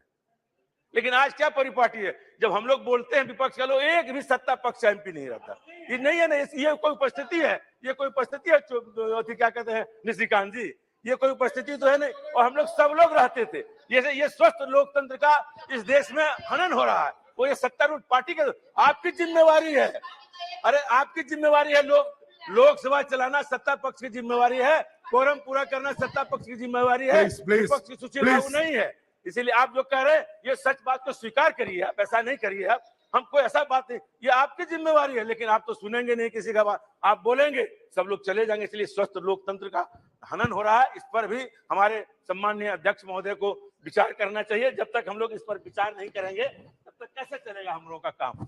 और हम लोग जिन बातों को आप देख लीजिए, अब हमारे संविधान को बनाया कितने 2 साल कुछ महीना बताए सम्मानित प्रधानमंत्री महोदय, और आज ये कोई विवेक देवोराय या ओबेराय क्या है पता नहीं, नाम नहीं जानते हैं उतना, पेपर में पढ़े वो कहते हैं संविधान बदल देंगे। ऐसे कैसे होगा, बाहर का आदमी बोल रहा कि संविधान बदल देंगे। अब हम लोगों को कल अपियर होना है कहाँ पे, फोटो सेशन, हम लोग पेपर में पहले ही पढ़ लेते हैं, बाद में सूचना हम लोग को जाती है कि कल हम लोग का ग्रुप फोटो सेशन होना, हम नोटिस ऑफिस में जाके पूछे भाई क्या बोला, और सवेरे पेपर में देखे कि पहले ही छप गया। पहले हम लोग को सूचना मिले, लोकतंत्र में हम लोग जब से थे पहले एमपी को सूचना जाती थी तब मीडिया में जाती थी, अब हम ही लोगों पे सूचना बाद में जाती है, मीडिया में पहले चली जाती है। अब बहुत सारी बात है, आप सब जानते हैं कि जो लोकतंत्र जो बना है, अंबेडकर से लेके नेहरू से लेके लोहिया से लेके जितने लोगों ने हमारे लोगों ने किया है, सब हम लोग जानते हैं कि कितने अच्छे तरीके से इस हाउस ने आरक्षण का बिल भी पास किया है। बीपी सिंह के नेतृत्व में जब आरक्षण का बिल लाया गया था मंडल कमीशन को, कितना दुराव था, लेकिन सब लोगों ने मान लिया बाद में। फिर हमारे रामकृपाल जी बैठे हैं, अर्जुन सिंह जी ने शिक्षा का बिल लाया आरक्षण का, लेकिन आरक्षण का जो था वो धीरे धीरे निजीकरण कर रहे हैं। जो सोशलिस्ट वर्ड लिखा हुआ है इस सब प्रस्तावना में वो तो खत्म हो रहा है, अब सारा चीज पूंजीपतियों को बेच दे रहे हैं, आप सारे होटल बेच रहे हैं, एयरपोर्ट बेच रहे हैं, रेलवे स्टेशन बेच रहे हैं, तो प्रस्तावना ही खत्म हो जा रहा है। कुछ दिन संप्रभुता का जो वर्ड है ये बचेगा कि ना बचे, इस पर भी हमको ध्यान देना पड़ेगा। सोशलिस्ट तो खत्म हो चुका, सेकुलर खत्म हो चुका, डेमोक्रेटिक अब चुनी हुई सरकार को गिराने का काम करते हैं। एक संप्रभु शब्द अभी तक बचा हुआ है, उसको भी बचाने के लिए मेहनत करना, बाकी तो खत्म हो ही चुका है। आप सब चीज को खत्म कर ही रहे हैं, उसमें कोई बहुमत आप करेंगे ही, बहुमत में लोगों को सत्ता पक्ष और विपक्ष जो बना हुआ है सबको मिलकर काम करने की आवश्यकता, एक एमपी का कोई सलाह नहीं लिया जाता। बात हम लोग की जो स्थिति है, एक पैसेंजर ट्रेन का स्टॉपेज, माननीय सभापति महोदय हम कहना चाहते हैं, एक पैसेंजर ट्रेन हमारे कहने से नहीं रुकती है। ये तो हमारी हाल है एमपीओ की। रिजर्वेशन हम डालते हैं कि कंफर्म होगा कि नहीं होगा, इसका गारंटी नहीं है। जो चिट्ठियां मंत्रियों जी को लिखते हैं उसका जवाब तक नहीं आता, जो मंत्री चिट्ठी का जवाब ही नहीं देता। इसलिए हम लोग एमपी का भी मान प्रतिष्ठा इस शासनकाल में गिरा है, इस पर भी विचार करने की आवश्यकता। तनख्वाह तो मिल ही नहीं रहा, हम लोग बहुत परेशान है, इसीलिए इन चीजों पर भी ध्यान देने की आवश्यकता है। इसलिए हम चाहते हैं जो हम नए भवन में जाएं, नए उत्साह के साथ जाएं, नई सोच और नई विचार के साथ जाएं, और लोकतंत्र को में जो संप्रभुता है इसको बचाने के लिए हम सारे लोग काम करें, सेकुलरिज्म को बचावें, सोशलिस्ट को बचावें, और डेमोक्रेटिक गणतांत्रिक राज्य बनाने के लिए हम काम करें, सब मिलकर, सारे एमपी मिलकर। इन्हीं बातों के साथ मैं अपनी बात को समाप्त करता हूं। जय Hind. Thank you honourable member Shri फतरेरी मेहताब जी। मेहताब जी,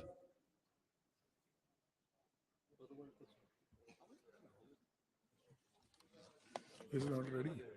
Not ready. Mehtab ji. Thank you. Ready? Sir. Unexpected call, eh? I think. Unexpected call. You're not ready. I'm unable. Unexpectedly. Yes. I was expecting Sivasana to speak before. No, she was a member late. But Came late. because I don't have the habit of jumping the queue, and thank you for allowing me to speak. It is definitely a nostalgic moment. Nostalgic in the sense that when you leave one house and go to a new one, you have all the expectations of the new house. And you have all the expectations how it would be. And as we have seen the other day, when it was inaugurated, the technological advancement that has been put forth before all our seats is lacking here. Here it is very difficult, you also know yourself, that we have to squeeze our legs to sit in these benches. But the best part is, we don't relax while sitting in the Loksabha, in this house. We always sit little bit Congestion. in action mode, yes, on the edge. And always the people also put us on the edge so that we always strive to get elected again and again. I remember the day I first got elected to this house in 1998. Our party was, for the first time, got elected to parliament. Like, you know, Yes. And that during that period, there were a lot of anxiety, how long the government will last, because it was a conglomeration of 26 political parties led by Atalji. Anxiety was there. And while sitting in the central hall, normally when you have nothing to do or when you are anxious, you look upwards. And all of us, we were sitting in the bench where I still sit, in that last bench of Central Hall. And some of my friends always allow me to sit in that bench. We looked up. And in the inverted dome, we saw number of hexadomes. That time, one of my friend, my colleague had said, my intention is to be a member of this house at least for 2 terms. Then I asked him, 2 terms means 10 years. अगर 10 साल हो गया तो काफी है यहाँ member होने में, फिर हम अपने प्रोफेशन में निकल जाएंगे. That time I had yes, and that time I suggested, very foolishly of course, that let us count the hexagrams which are up there. Let us count it. And the day we get the correct answer, I'm yet to count it.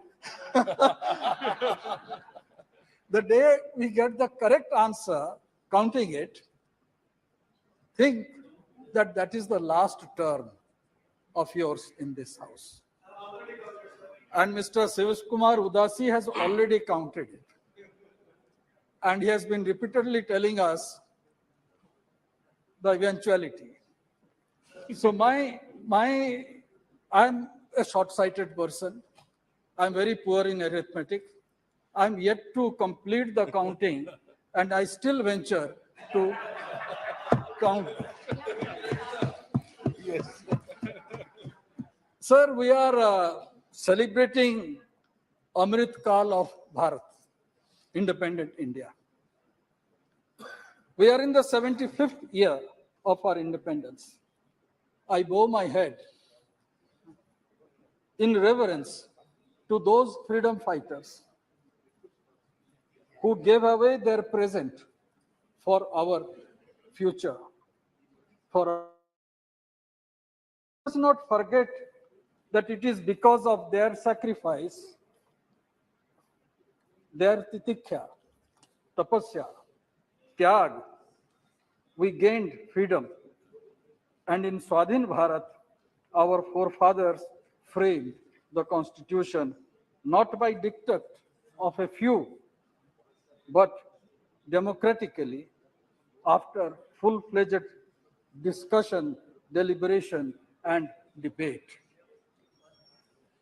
It is the constitution that has guaranteed us to remain one as a nation. They deliberated for 2 years, 11 months, the Honorable Prime Minister mentioned that time period. Many kingdoms ruled different parts of the present day India in different eras. At no point of history, the borders of the present were borders of the past. This political map came into existence 75 years ago. A question may arise, is it language that keeps us together?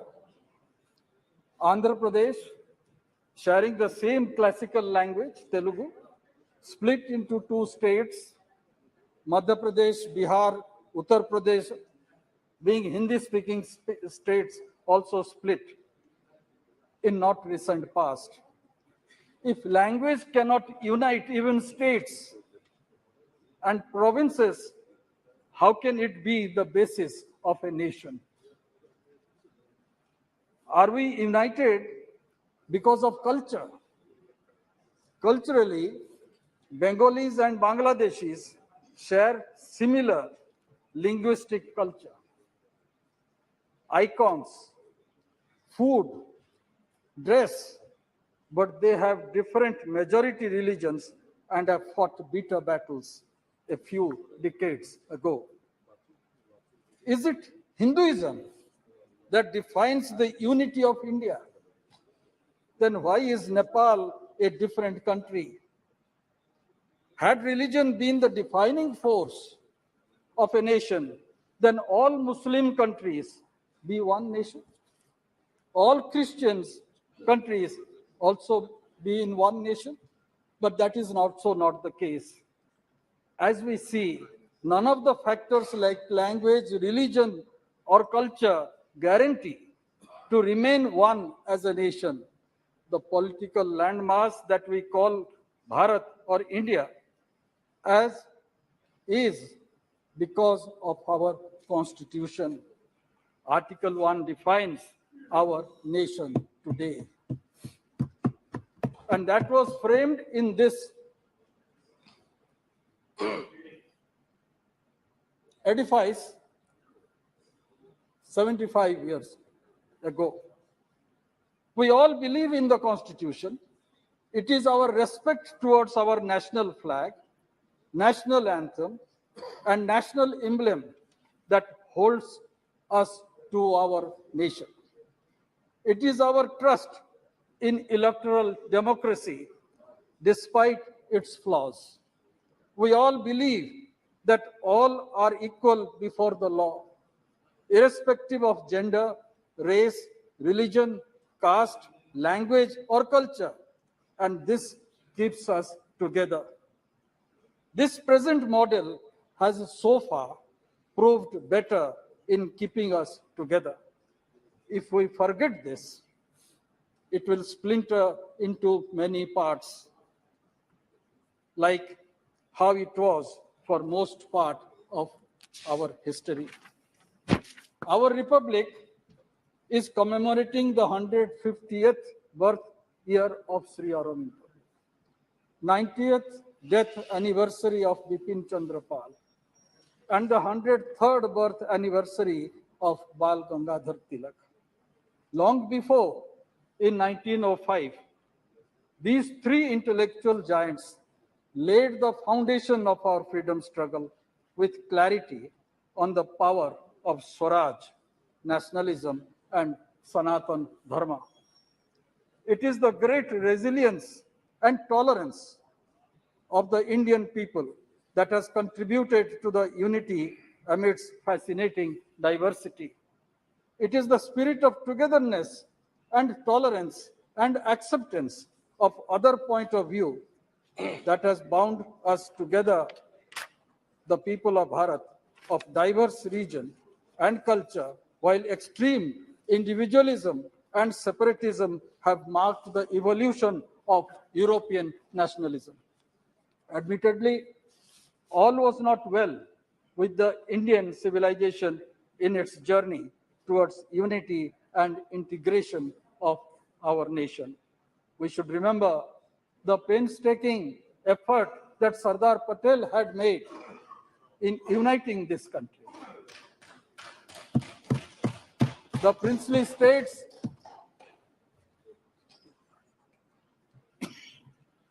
were declared as independent, and there were certain states, major states, princely states of that era, who wanted to ally with Pakistan. If Karachi port access was to be provided, Jodhpur was supposed to ally with Pakistan. If Vizag port was supposed to be provided, then Hyderabad would have emerged as a bigger country, including the eastern state provinces within it. Today, after 75 years, but that was dealt very strongly, and a great nation was formed. And today, number of fault lines are still there.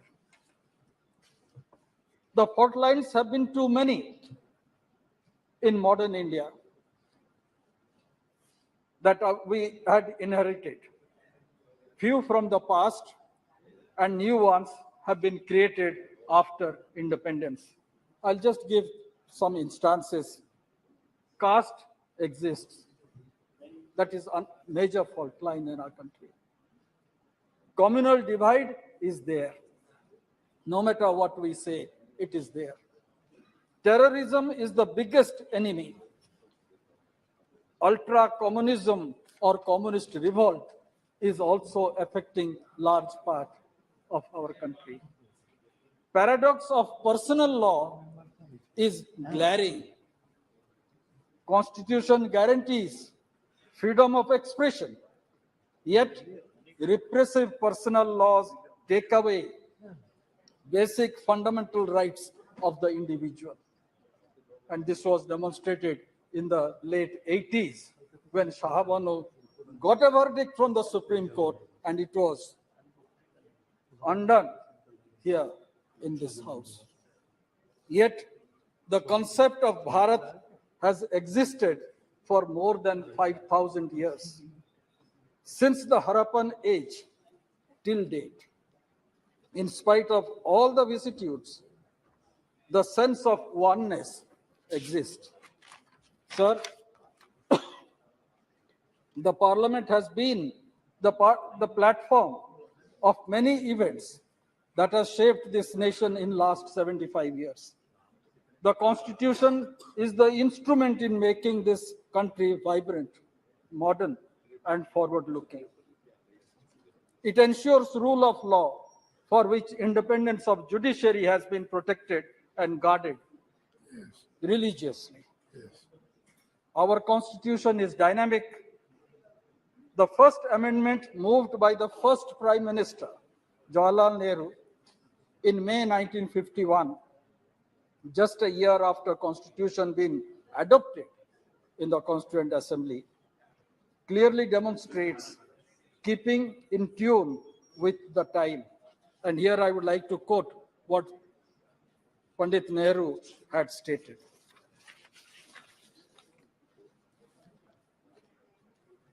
Now we come to this house for amendments because we have noticed some lacuna. We have, of course, of various interpretations by the court. And he goes on explaining, this house knows very well that there are many kinds of constitution in the world. There is the constitution which is not written down, citing the United Kingdom's constitution. And also he has mentioned about the constitution of United States. And there he says, we have a written constitution like the constitution of that great country, where the constitution to some extent limits the authority of the parliament or of the Congress. So bringing a semblance of both together, where rigidity will be little bit of flexible and one can move ahead. That's how the first amendment relating to Article 19, addition of 31A and 31B was incorporated so that the elected government can prepare specific programs for the development of the country. Sir, the basic structure is a moot point which I believe should be discussed when we are discussing about the 75 years of our independence.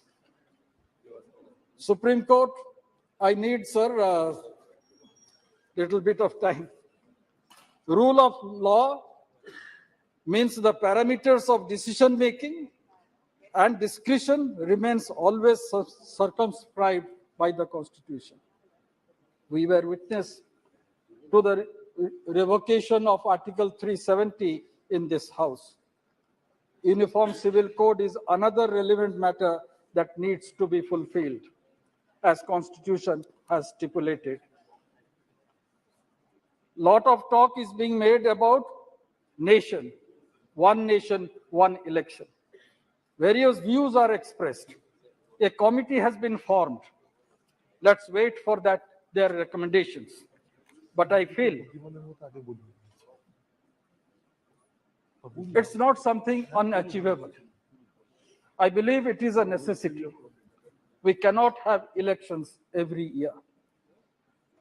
And we should also remember what Gandhiji had said. He always said, India belongs to all who live in it. Feeling others' pain is the mark of a good individual. And the prarthana that is also sung in all Gandhian ashrams is Vaishnava Janato Tena Kahiye. पीड़ा जो दूसरे के पीड़ा जानते हैं वही वैष्णव ही होते हैं. And that is the essence of our republic, the mantra of our constitution. Sir, during my 25 years in this house, I've seen completed silver jubilee, the important matter. I have seen stringent law being implemented like POTA in a joint session, and the division of this house relating to Indo-US nuclear treaty. I witnessed Atalji's government fall by one vote when Naitikata was given a goodbye. I had the fortune to represent our parliament in the making of the Right to Information Act. That was in 2005.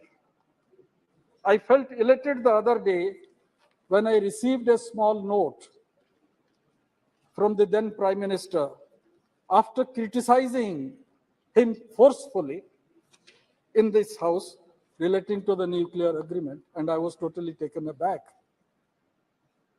And that demonstrated the true democratic temper of the then Prime Minister.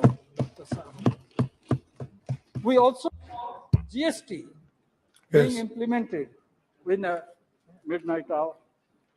India celebrated 25 years of independence, and the freedom fighters were presented with a copper plaque by the then Prime Minister, Mrs. Indira Gandhi. On 50th year of independence, when Mr. Sangma was sitting in the chair, Parliament held special session, which continued beyond midnight, as I don't know how long we'll be sitting here today, but that continued beyond midnight till 3 o'clock in the morning. On 75th year completion, not only a special session is being held, but a newly constructed magnificent Sansad Saudha has been built, and session will start from tomorrow. This Sansad Bhavan functioned since 1927. The central hall was the library and became the venue of the Constituent Assembly. The Supreme Court, when it came into existence, was functioning in the Rajya Sabha house. So these are certain instances which we remember, Yes. and which we also remember. I don't know what will happen once we move out to the new Saudha. How this will be utilized. Become a museum. Before concluding, sir, I will just mention one aspect.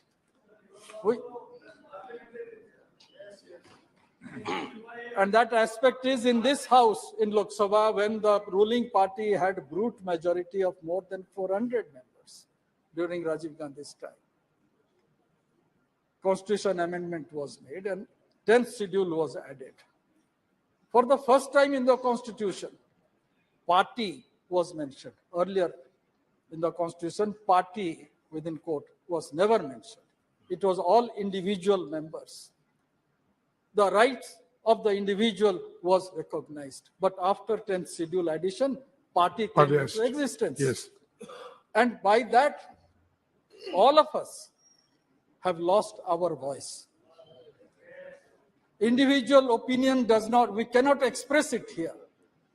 Though no matter how much we oppose certain aspects of a bill, When there is a whip, the terrorism of whip is very much is hanging over our head. That needs to be corrected. If not today, of course, in future, I believe the people of India will correct it. Because with rampant fractured mandate, that became a necessity. But I think it is necessary now that individual members should express themselves in this house. Unless you do that, the discussion, deliberations in the house becomes sterile. We know what Madam Supriya Sule is going to speak. We anticipate what Nishikant Dubey is going to speak. We all know. How? We also know Professor Saugat Rai Subhu, what he is going to speak. Because every view today is because of the party. The party gives dictate that this is the view is to be expressed. I also follow that view. And I also follow another point.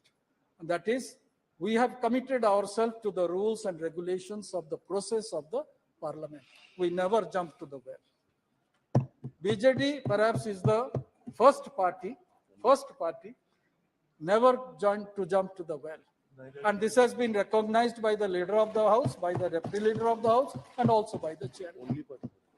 No. NCP also. And that's why I say there are certain customs and regulations which needs to be maintained for a proper functioning of the house. And the best part in our constitution that is enshrined is this, that yes, I should have that strength to act. I may not accept the other point of view, but should I quarrel with him? He has a different point of view. Let me accept it. And that is what Hinduism is all about. Yes. That is what Indianness is all about. We always have different path. That is what Bharatiyata is about. That is what Bharatiyata is about. That's the reason why I would say Thank you. the other may have a different point of view. That is what Swami Vivekananda had said in Chicago's speech. It's not that I tolerate another religion. I accept that point of view. That is what Swamiji had said. Yes. So let us have that point of view here. Let us hear others, and by hearing others, we can frame our own opinion and still hold to our own opinion. With these words, Thank you. Thank you, sir. Honorable Member Shri Rahul Shewari. धन्यवाद अध्यक्ष महोदय। आपने मुझे संविधान सभा से शुरू हुई 75 वर्षों की संसदीय यात्रा, उपलब्धियां, अनुभव, यादें और सीख के बहस पर बोलने का मौका दिया।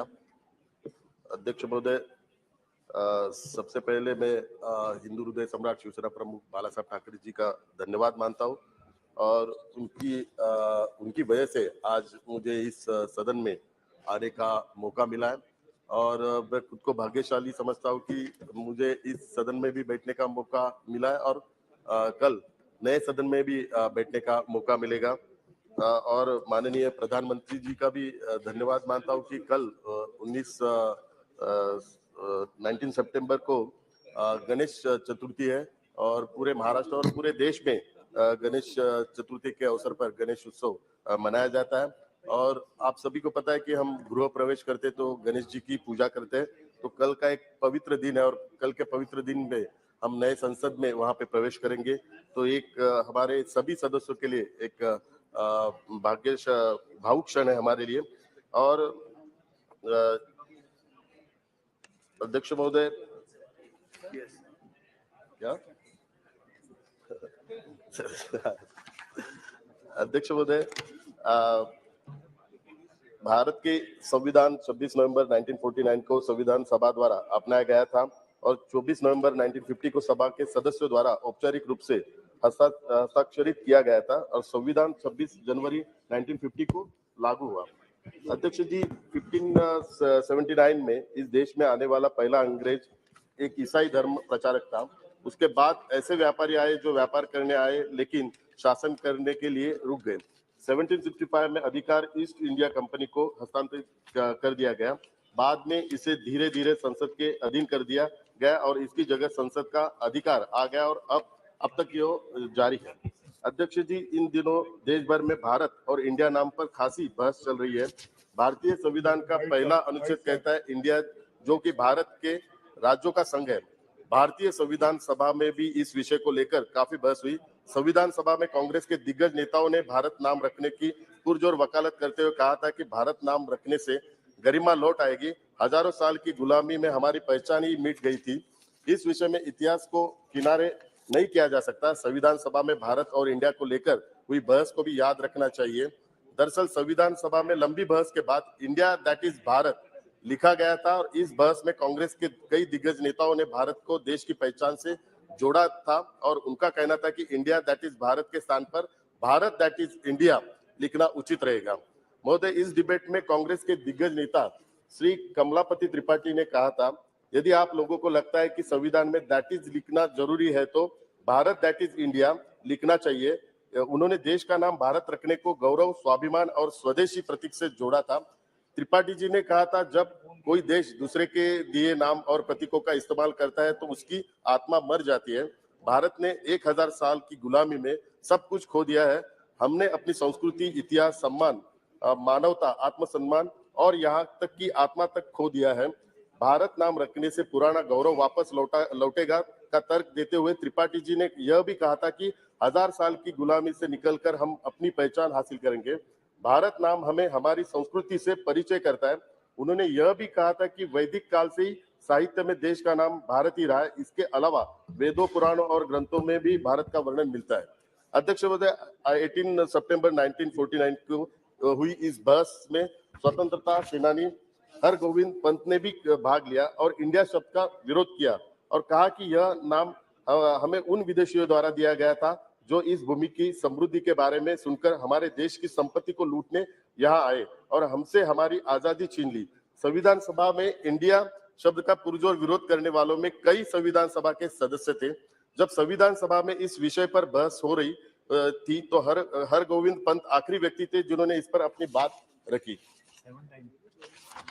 महोदय, फिर आज क्या हो गया है कांग्रेस को कि आज कांग्रेस के नेता कमलापति त्रिपाठी जैसे अपने नेताओं की वाणी को भूल गए। श्री एच.वी. कामत ने सभा में सबसे पहले भारत नाम रखने का प्रस्ताव रखा था।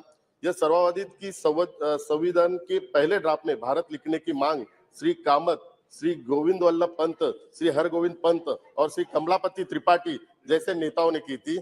आज के कांग्रेस के नेताओं को ग्रंथ पढ़ने से परहेज है तो फिर जानकारी कहां से आएगी। बिना इतिहास जाने ये लोग अपने ये दिग्गज नेताओं को झुठला रहे हैं और उनको गलत साबित करने पर तुले हुए और यह सब एक व्यक्ति का विरोध करने के चक्कर में अपने ही दिवंगत नेताओं को बेइज्जत कर रहे हैं। अध्यक्ष महोदय, संविधान सभा की ऐसी पद्धति संविधान सभा ने एक ऐसी पद्धति अपनाई जो सुव्यवस्थित, सुलभ और स्वीकार्य थी। मौलिक मान्यताओं को सभी ने माना और उन पर सहमति व्यक्त की। हाल की आधी सदी में किसी भी प्रमुख सामाजिक संगठन या राजनीतिक दलों ने कभी भी संविधान की वैधता पर सवाल नहीं उठाया है। संविधान केवल अपने सदस्यों की राय का प्रतिनिधित्व नहीं करता है, यह उस समय की व्यापक सहमति को दर्शाता है। संविधान सभा का चुनाव भारतीय जनता द्वारा किया गया था। उस समय कोई वैश्विक वैश्य मताधिकार नहीं था। भारत का संविधान देश का सर्वोच्च कानून है जिसके आधार पर संपूर्ण शासन व्यवस्था चलती है। संस्थापकों ने नवजात गणतंत्र के लिए शासन प्रणाली के रूप में संसदीय लोकतंत्र को चुना था। अध्यक्ष महोदय, भारत की स्वतंत्रता का 76 वर्ष है और इस पूरे काल में देश में 15 प्रधानमंत्रियों की सरकार बनी। आज कुछ लोग कई बार पिछले 10 साल में मोदी जी ने क्या किया ये सवाल करते हैं, लेकिन ये लोग बहुत ही बेखूबी से भूल जाते हैं कि पिछले 76 वर्षों में कुल मिलाकर 54 वर्ष सिर्फ कांग्रेस और यूपीए की सरकार थी और इसमें भी कुल मिलाकर 38 साल एक ही परिवार राज कर रहा था। तो उनको मैं बताना चाहता हूं कि मोदी जी के नेतृत्व में भारत सरकार ने महिलाओं का सशक्तिकरण, बालिकाओं की शिक्षा पर विशेष जोर दिया। स्वच्छ भारत मिशन, नागरिकों को वित्तीय और अन्य सब्सिडी, लाभ और सेवाओं का सीधा हस्तांतरण, गरीबों और उन लोगों के लिए बैंकिंग सुविधाएं प्रदान की जो बैंकिंग के दायरे में नहीं आते थे, किसानों के लाभ के लिए प्रणाली, नीतियां और कार्यक्रम हाशिए पर मौजूद लोगों के लिए सामाजिक सुरक्षा योजनाएं लागू की, फिर भी ऐसे ही कई अन्य क्षेत्र हैं जिन पर भी ध्यान केंद्रित करने की आवश्यकता है। माननीय मोदी जी के नेतृत्व में भारत सरकार बड़ी दृढ़ता से संविधान निर्माताओं के सपनों को पूरा करने के लिए आगे बढ़ रही है। एनडीए सरकार ने माननीय मोदी जी के नेतृत्व में भारत के संविधान को सही रूप में लागू करने और देशवासियों को उनके मौलिक अधिकारों को अनुरूप जीने का अवसर प्रदान किया है। अध्यक्ष जी, साल 2023 में हमारे देश की आजादी के 75 साल पूरे हो रहे हैं और हमारा संकल्प नए भारत का निर्माण करना है। नया भारत एक आधुनिक समाज होगा जिसमें करुणा का लोकाचार समाहित होगा, एक ऐसा समाज जहां सभी हितधारकों को सर्वांगीण विकास और भागीदारी का ध्यान रखा जाता है, चाहे वो बच्चा हो, युवा हो या वृद्ध हो, पुरुष हो या महिला, गरीब हो या वंचित, जहां सुलभ, सस्ती और उच्च शिक्षा और गुणवत्तापूर्ण स्वास्थ्य देखभाल और पोषण, जहां प्रत्येक भारतीय अपनी क्षमता का एहसास करने और ऐसा करने में सक्षम है जिसमें हम में हर कोई संतुष्ट और खुश हो। और माननीय मोदी जी के नेतृत्व में भारत सरकार इसके लिए दृढ़ता से आगे बढ़ रही है। इसी से कहते हैं सबका साथ, सबका विकास और सबका विश्वास। अध्यक्ष महोदय, माननीय मोदी जी के नेतृत्व में भारत ने अपने गौरवशाली अतीत को पुनः प्राप्त करने और नई ऊंचाइयों को प्राप्त करने की अपनी यात्रा शुरू की है। बुनियादी ढांचे के विकास, रेलवे के आधुनिकीकरण और विस्तार, बंदरगाहों के विकास, हवाई अड्डों के विकास, शहरों के विकास, चिकित्सा विज्ञान और स्वास्थ्य देखभाल प्रणाली में विकास, खेल में विकास, विज्ञान और प्रौद्योगिकी में विकास, अंतरिक्ष में विकास के क्षेत्र में उपलब्धि है। प्रौद्योगिक परमाणु ऊर्जा में विकास, देश की रक्षा में विकास और भारत में विशाल आबादी के लिए खाद्य उत्पादन। अध्यक्ष जी, सबसे महत्वपूर्ण है एक बहुत छोटी अर्थव्यवस्था का दुनिया की 5वीं सबसे बड़ी अर्थव्यवस्था के रूप में विकसित होना। इसके लिए मैं माननीय प्रधानमंत्री जी का अभिनंदन करता हूँ। अर्थव्यवस्था की वृद्धि भारत को जल्द ही दुनिया की तीसरी सबसे बड़ी अर्थव्यवस्था में ले जा सकती है। एक और महत्वपूर्ण उपलब्धि आजादी के बाद से भारत में लोकतंत्र की सफलता। अध्यक्ष जी, देश के संविधान ने प्रत्येक नागरिक को बोलने की आजादी दी है, लेकिन इसका मतलब ऐसे नहीं कि कोई धार्मिक भावना को ठोस पहुंचाए। कुछ व्यक्ति अभिव्यक्ति स्वातंत्र का उसका गलत फायदा लेके धार्मिक भावना को ठोस पहुंचाने का भी काम कर रहे हैं। अध्यक्ष जी, अंत में यही कहूंगा कि भारत की संविधान सभी प्रावधानों का पूर्ण मिश्रण है और इस प्रकार प्रावधान और अनुच्छेद ही इसे राज्य का सर्वोच्च कानून बनाते हैं। संविधान के किसी भी अनुच्छेद को लागू करने और व्याख्या करने में हमेशा संविधान सभा की आत्मा पर विचार किया जाना चाहिए। संविधान निर्माताओं ने संविधान में महत्वपूर्ण प्रावधानों को शामिल करने का प्रयास किया है ताकि किसी देश में शासन कैसे होगा इस बारे में अस्पष्टता की कोई गुंजाइश न रहे, और इसलिए यह भारतीय संविधान की विशेषता है जो इसे अपने आप में एक संपूर्ण संविधान बनाती है और देश का एक व्यापक दस्तावेज है। हाँ अध्यक्ष महोदय, मैं अपनी वाणी को विराम देते हुए यही कहता हूँ कि सभी सदस्यों को मैं शुभकामनाएं देता हूँ, गणेश चतुर्थी की भी शुभकामनाएं देता हूँ। और जब भी हम नए सदन में जाएंगे तो पूरी जिम्मेदारी के साथ हम जाएंगे। नए भारत निर्माण के लिए सभी का सहयोग रहेगा। और जब भी मैं पहली बार इस सदन में आया था तभी मेरे साथ हमारे उस वक्त के एक्स मिनिस्टर अनिल विजय जी थे। तभी उन्होंने मुझे कहा था कि पूरे देश की आबादी हमारी 140 करोड़ लोगों की आबादी है, लेकिन केवल 545 लोगों को इस सदन में आने का मौका मिलता है। तो 140 करोड़ लोगों को रिप्रेजेंट करने के लिए हम सभी यहाँ पे आते हैं। तो जिम्मेदारी से देश को आगे बढ़ाने का काम करेंगे। धन्यवाद। Thank you, Honorable Member Shri Rakesh Singh ji. Good, मेरा भी माइक चालू हो गया।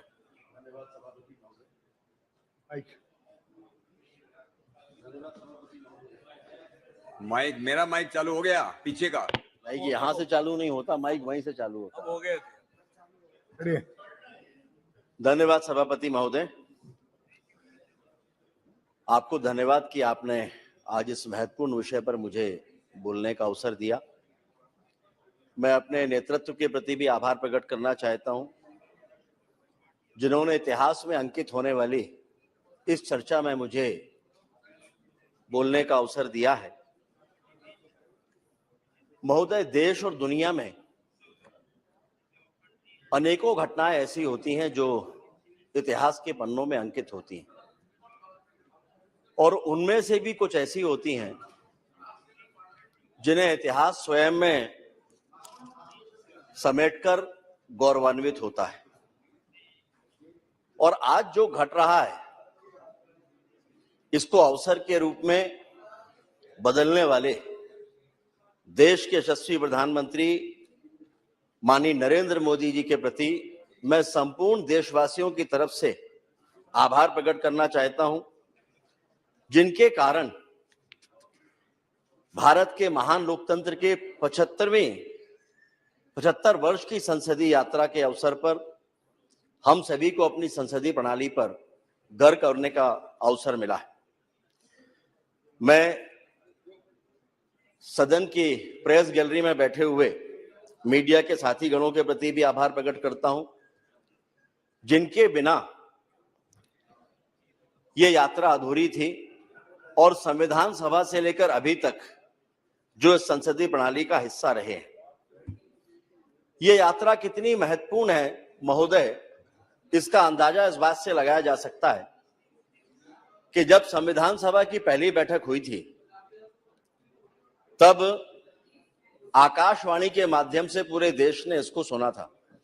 सभापति महोदय, मैं चाहूंगा आपका ध्यान इस तरफ रहे। सभापति महोदय, आपका ध्यान इस तरफ रहे।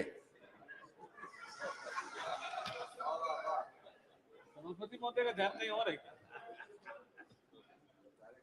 तब आकाशवाणी के माध्यम से देश ने संविधान सभा की पहली बैठक और उस पूरी कार्यवाही को सुना था, और आज संसद टीवी के माध्यम से देश प्रत्यक्ष रूप से इस चर्चा को सुन रहा है। जैसा माननीय प्रधानमंत्री जी ने कहा कि इस पूरी यात्रा में संसद के सभी अधिकारी और कर्मचारियों की भी महत्वपूर्ण भूमिका है। महोदय, अभी कुछ दिनों पहले ही G20 का ऐतिहासिक सम्मेलन भारत की धरती पर हुआ है। पूरे विश्व में जिसने भारत की साख बढ़ाई और प्रत्येक भारतवासी को जिस पर गर्व और गौरव की अनुभूति हुई, ऐसा वो सम्मेलन भारत मंडपम में जब आयोजित हुआ तो वहां हम में से अनेक लोगों ने देखा होगा कि वहां लोकतंत्र की जननी भारत ये प्रदर्शनी लगी थी, और विश्व में लोकतंत्र का उद्गम किस तरह से भारत में हुआ इसका सुंदर चित्रण उस प्रदर्शनी में है। लेकिन ये मान्यता देश और दुनिया के सामने इतने प्रभावी रूप से लाने के लिए मैं माननीय प्रधानमंत्री जी के प्रति भी आभार प्रकट करना चाहता हूं। महोदय, ऋग्वेद को विश्व का सबसे प्राचीन ग्रंथ माना जाता है, और इस ऋग्वेद में हमारी लोकतांत्रिक परंपराओं का स्पष्ट उल्लेख है। 40 स्थानों पर ऋग्वेद में और 9 स्थानों पर अथर्ववेद में गणतंत्र शब्द का उल्लेख आता है। यानी हजारों सालों से हमारे भारत में लोकतंत्र की सनातनी परंपरा रही है। ऋग्वेद के 10वें अध्याय के 174वें सूक्त के पहले श्लोक के अनुसार देश में राजा या राष्ट्राधिपति के चुनाव तब भी होते रहे हैं, और वो श्लोक है, आत्वा हर्षित मंत्रेधि ध्रुव स्तिष्ठा विचाचली विशरत्वा सर्वा वांछन्तु मातत्व राष्ट्रमदि भ्रशत। अर्थात, हे राष्ट्र के अधिपति, मैं आपको चुनकर लाया हूं, आप सभा के अंदर स्थिरता बनाए रखें, सारी प्रजा आपको चाहेगी और आपके द्वारा राज्य का पतन भी नहीं होगा। और अथर्ववेद के 3 अध्याय के 4 भाग का जो दूसरा श्लोक है, त्वा विशेष व्रणता राज्य आय त्वामिमा प्रदिशा पंचदेवी वश्मन राष्ट्रस्य कुकदि श्रेष्व ततो वा उग्रो विमजा वसूनी। अर्थात, देश में बसने वाली प्रजा, देश के नागरिक आपको राष्ट्राधिपति या प्रतिनिधि चुने, ये विद्वानों की बनी उत्तम मार्गदर्शक पंचायतें आपका अनुमोदन करें। और ऐसे अनेकों श्लोक, अनेकों मंत्र हमें वेदों में मिलेंगे जो इस बात को रेखांकित करते हैं कि लोकतंत्र यह हमारे सनातन की परंपरा है। हम कह सकते हैं कि लोकतंत्र भारतवासियों के खून में है, और इसलिए भारत को लोकतंत्र की जननी अर्थात मदर ऑफ डेमोक्रेसी प्रधानमंत्री जी के द्वारा कहना, ये भारत के लोकतंत्र की ताकत का एहसास कराता है। चाहे महाभारत हो या बौद्ध साहित्य, सभी में गणतांत्रिक प्रणाली का उल्लेख हमको मिलता है। इसके बहुत विस्तार में न जाते हुए मैं इतना ही कहूंगा कि वैशाली साम्राज्य में जितने भी गणराज्य रहे हैं, ये सभी लोकतांत्रिक प्रणाली के उदाहरण हैं। यहां तक कि वैशाली के पहले राजा विशाल का भी चयन चुनाव के द्वारा ही हुआ था। और जब अलेक्जेंडर ने भारत पर आक्रमण किया, उसके 20 साल के पश्चात जब यूनान के राजदूत मैगास्थनीज भारत में आए, चंद्रगुप्त मौर्य का वो कार्यकाल था, उन्होंने भारतीय गणराज्यों के बारे में बहुत विस्तार से उल्लेख किया है कि कितनी सुंदर व्यवस्था उस समय पर इसकी हुआ करती थी। तो हम कह सकते हैं कि ये गणतंत्र प्रणाली, ये लोकतंत्र हमें विरासत में मिला है और हमने इसको दुनिया को दिया है। लेकिन आजाद भारत के बाद या आजादी के समय पर जो परिस्थितियां बनी, जब अंग्रेज इस बात के लिए मजबूर हुए कि उन्हें देश छोड़ना पड़ेगा, तब लोकमान्य तिलक की मांग पर संविधान सभा के गठन को मंजूरी मिली। और संविधान सभा, जब देश आजाद हुआ, उसके पश्चात संविधान सभा ने 2 वर्ष 11 महीने और 18 दिन में कुल 165 बैठकें की। ये जो हमारा सेंट्रल हॉल है, वहां 9 दिसंबर 1946 को संविधान सभा की पहली बैठक हुई थी, जिसमें बोलने वाले पहले वक्ता थे आचार्य कृपलानी। और 26 नवंबर 1949 को संविधान सभा ने भारतीय संविधान को मान्यता दी। और इस संविधान सभा की जो अंतिम बैठक थी महोदय, वो 24 जनवरी 1950 को ही। और हम सभी जानते हैं कि 26 जनवरी 1950 को संपूर्ण संविधान लागू हुआ, और जिसके कारण देश में लोकसभा और राज्यसभा, इन दोनों का निर्माण हुआ। और लोकसभा के इस पवित्र मंदिर में, यानी इस लोकसभा में जो पहला सत्र प्रारंभ हुआ था, वो था मंगलवार 13 मई 1952। लोकसभा के पहले अध्यक्ष, जिनके बारे में माननीय प्रधानमंत्री जी ने अभी कहा, मावलंकर जी, उन्होंने अनेकों आदर्श परंपराएं इस सदन में स्थापित की। उसके बाद जो हमारे माननीय अध्यक्ष हुए, उन्होंने भी अनेकों परंपराएं स्थापित की।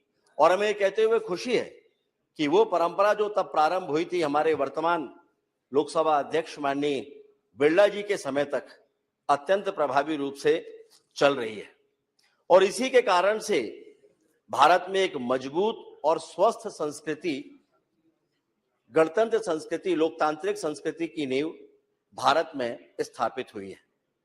1952 के बाद से अभी तक लगभग 71 सालों में अनेक विद्वान सांसदों के भाषण को सदन ने और देश ने सुना है। इसी सदन में जवाहरलाल नेहरू और पीलू मोदी, जवाहरलाल नेहरू और अटल बिहारी वाजपेयी, नेहरू जी और फिरोज गांधी, इन सबके बीच की नोकझोंक को भी सदन में और देश में लोगों ने सुना है।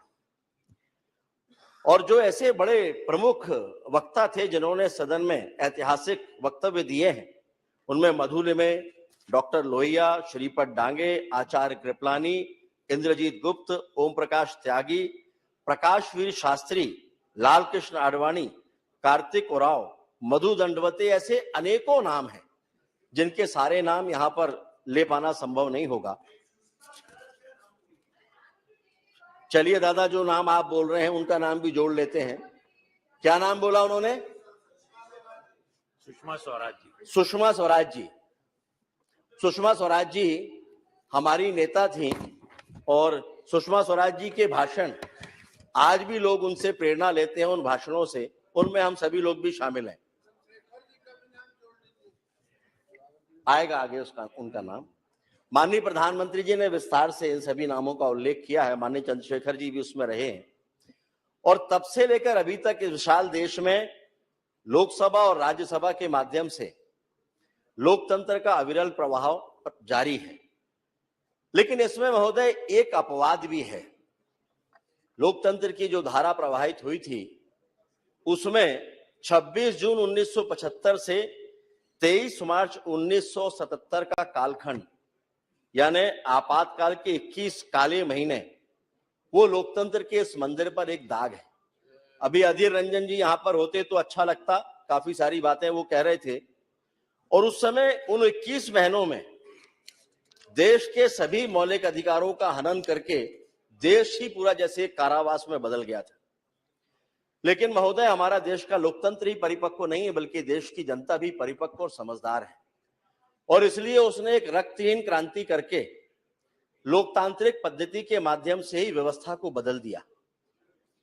और भारत के लोकतंत्र की सुंदरता देखिए महोदय, जब हम संसदीय प्रणाली पर बात कर रहे हैं तो आपातकाल के उन अंतिम दिनों में लोकतंत्र के इस दाग को हटाने के लिए बाबू जगजीवन राम, आचार्य कृपलानी, विजय लक्ष्मी पंडित, हेमवती नंदन बहुगुणा और चंद्रशेखर जी जैसे लोग भी सामने आए, जो कांग्रेस की संस्कृति में ही पले बढ़े थे, लेकिन उन्होंने देश के माथे के इस काले दाग को और संघर्ष का रास्ता अपनाया। और हमारी संसदीय प्रणाली पर समय समय पर अनेकों महत्वपूर्ण लोगों ने अपने विचार रखे हैं। डॉक्टर एपीजे अब्दुल कलाम हो, जयप्रकाश नारायण जी हो, देश के प्रधानमंत्री माननीय मोदी जी हो, श्रद्धेय अटल बिहारी वाजपेयी जी हो, लाल कृष्ण आडवाणी जी हो, इन सभी के विचार समय समय पर आए हैं और सभी ने, मैं उनके विस्तार में नहीं जा रहा हूं, और सभी ने भारत के लोकतंत्र की ताकत और उसके महत्व को स्थापित किया है। इस समय पर हम जरूर अंबेडकर जी को स्मरण करना चाहेंगे, जो ड्राफ्ट कमेटी बने थे उसके वो चेयरमैन थे।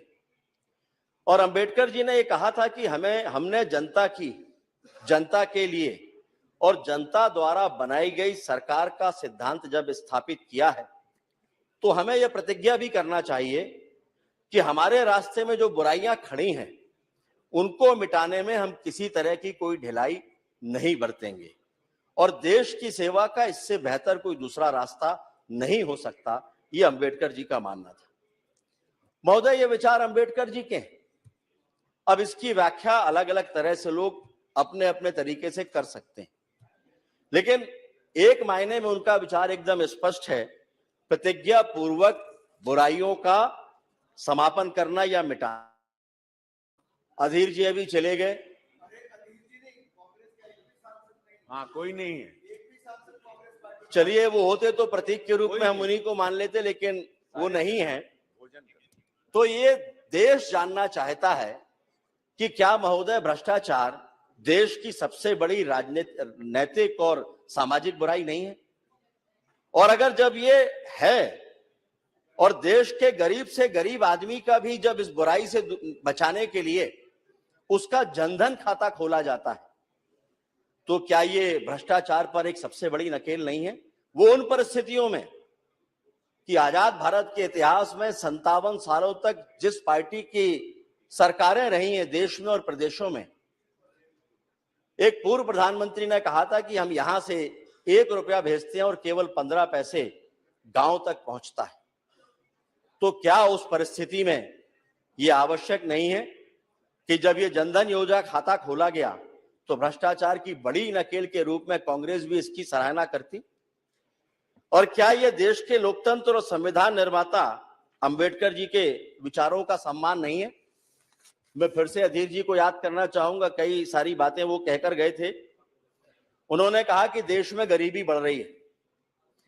ये अपेक्षा होती है महोदय कि जब सदन में कांग्रेस जैसी राष्ट्रीय पार्टी का नेता जब अपनी बात रखेगा तो कुछ अध्ययन के साथ में रखेगा, लेकिन ये कहते हुए खेद है कि बगैर अध्ययन के इन्होंने सारी बातें रख दी, केवल राजनीतिक आरोप लगाने के लिए आज के दिन का चयन किया, अन्यथा मुझे भी उनकी बातों का उत्तर नहीं देना पड़ता।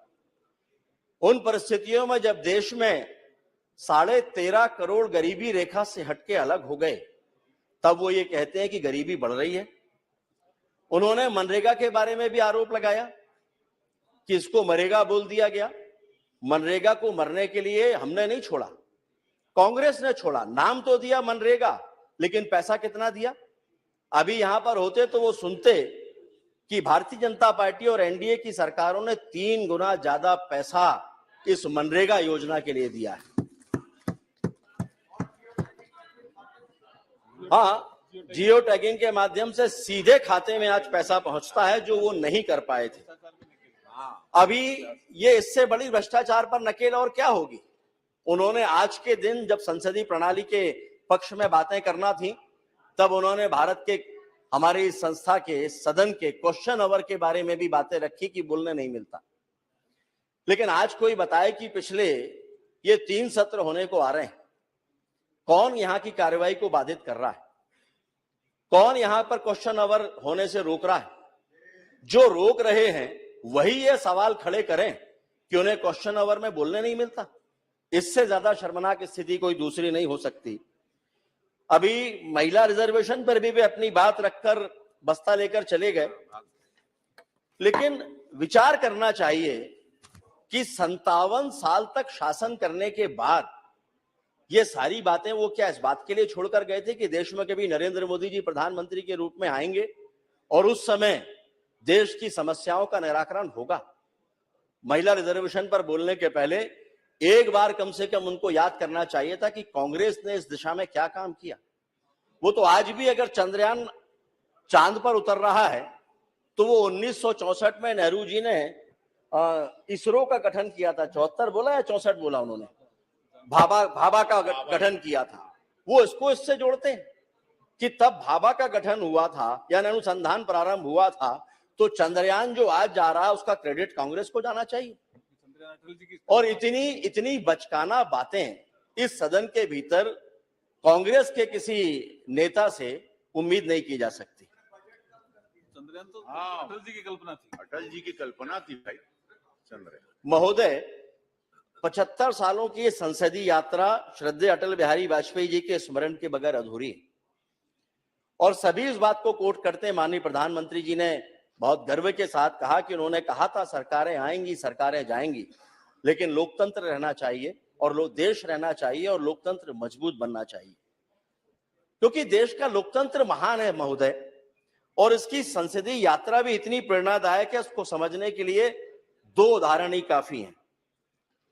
देश के प्रधानमंत्री नरेंद्र मोदी जी जब पहली बार सदन में आते हैं तो लोकतंत्र के सर्वोच्च मंदिर की सीढ़ियों पर वो माथा रखकर नमन करते हैं, जो ये साबित करता है कि लोकतंत्र के इस सर्वोच्च मंदिर के प्रति भारतीय जनता पार्टी या देश के प्रधानमंत्री के मन में कितना सम्मान है।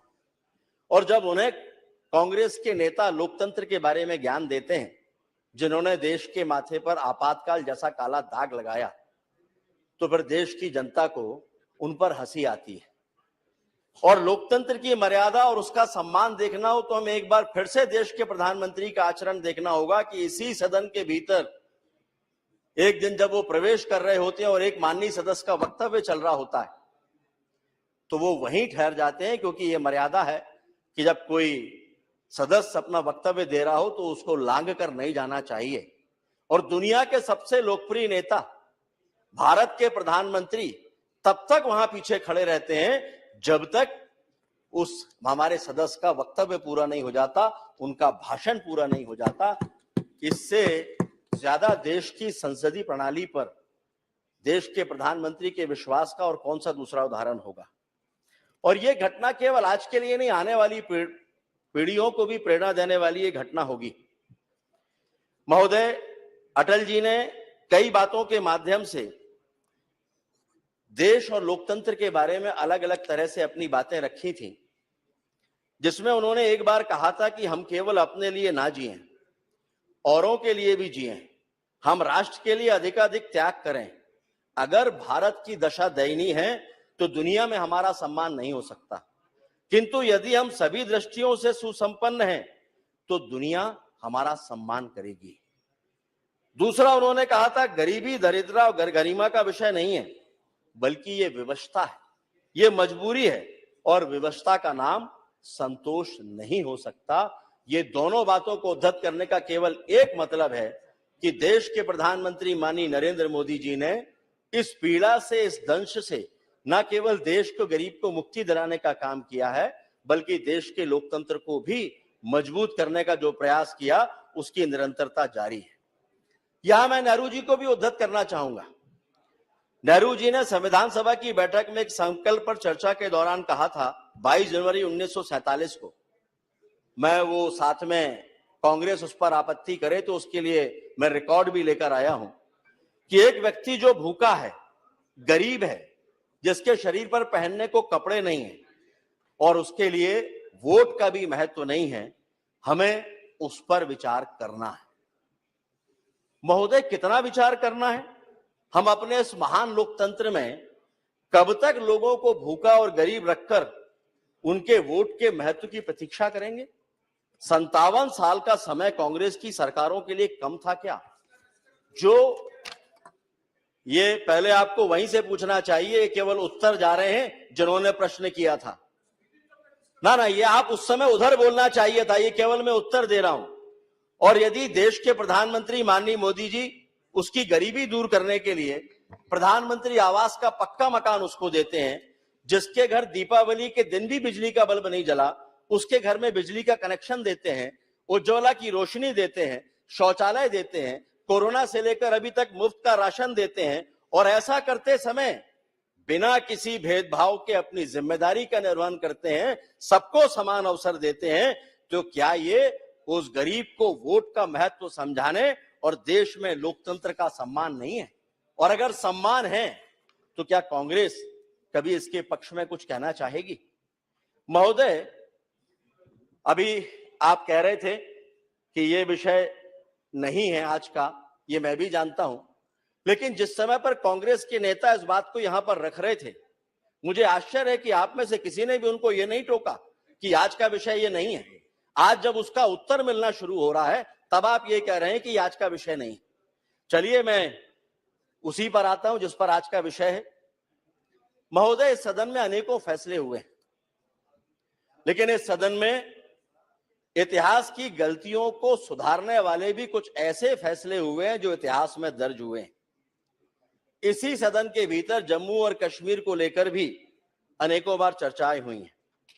इसी सदन के सदस्य रहे डॉक्टर श्यामा प्रसाद मुखर्जी जी ने जो गलती उस समय पर हो रही थी उसका विरोध किया था। उन्होंने कहा था कि देश में 2 प्रधान, 2 विधान और 2 निशान नहीं चलेंगे। मैंने क्या कहा? नहीं, आपको इतनी आपत्ति हो रही है। नहीं, आप ये बताइए, मैंने कब कहा कि हाउस में कहा? नहीं, मैंने कब कहा कि हाउस में कहा? मेघवाल जी, मैंने कब कहा? मैंने कब कहा कि वो हाउस में बोल रहे थे? मैंने नहीं कहा ये कि वो हाउस में बोल रहे थे, लेकिन सदन का सदस्य रहते हुए उन्होंने कहा था और आपको सुनना पड़ेगा। वही मैं कह रहा हूं, सदन का सदस्य रहते हुए का आपको सुनना पड़ेगा। कश्मीर के मामले में आपको जो तकलीफ होती है, उस समय कश्मीर के लाखों करोड़ों लोगों का भविष्य आपको ध्यान में नहीं आता। जब कश्मीर में कश्मीरी पंडितों की हत्याएं होती हैं, मासूम लोगों के साथ में उनकी इज्जत छीनी जाती है, उनकी हत्याएं होती हैं, उनका खून बहता है, तब आपको ध्यान में नहीं आता कि श्यामा प्रसाद मुखर्जी ने क्या कहा था। और उस समय महोदय, बड़ी स्पष्टता के साथ मैं कहना चाहूंगा कि उन्होंने ये कहा था कि देश में स्वतंत्र राज्य का दर्जा देने की मांग करने वाले, आप सुन लीजिए इस बात को, शेख अब्दुल्ला क्या इस बात के लिए तैयार होंगे कि जम्मू कश्मीर के भीतर जम्मू और लद्दाख, वहां के लोगों को भी अवसर देंगे कि वो स्वतंत्रता की मांग करें और उनको मिले? ये उन्होंने कहा था और तब भी ये बात बोली थी उन्होंने। लेकिन उन्होंने ये भी कहा कि ये देश की अखंडता के साथ खिलवाड़ होगा।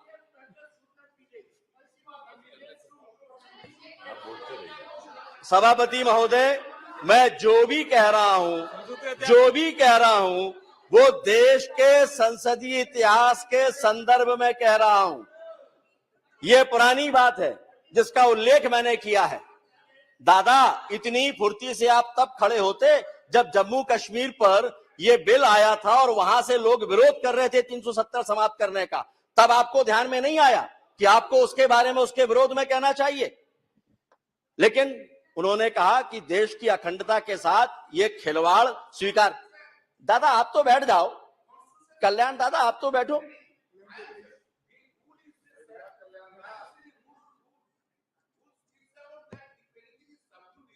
Before the court, that should not be discussed in the parliament. Yes. 370. हम जम्मू कश्मीर पर चर्चा नहीं कर रहे हैं, हम केवल इसके इतिहास की जानकारी दे रहे हैं। We will go on the record and expense. और हमने ये देखा, अगर कुछ गलत हो जो नियम के विरुद्ध हो तो आप जरूर हटाइएगा, अगर कुछ गलत हो तो जरूर हटाइए।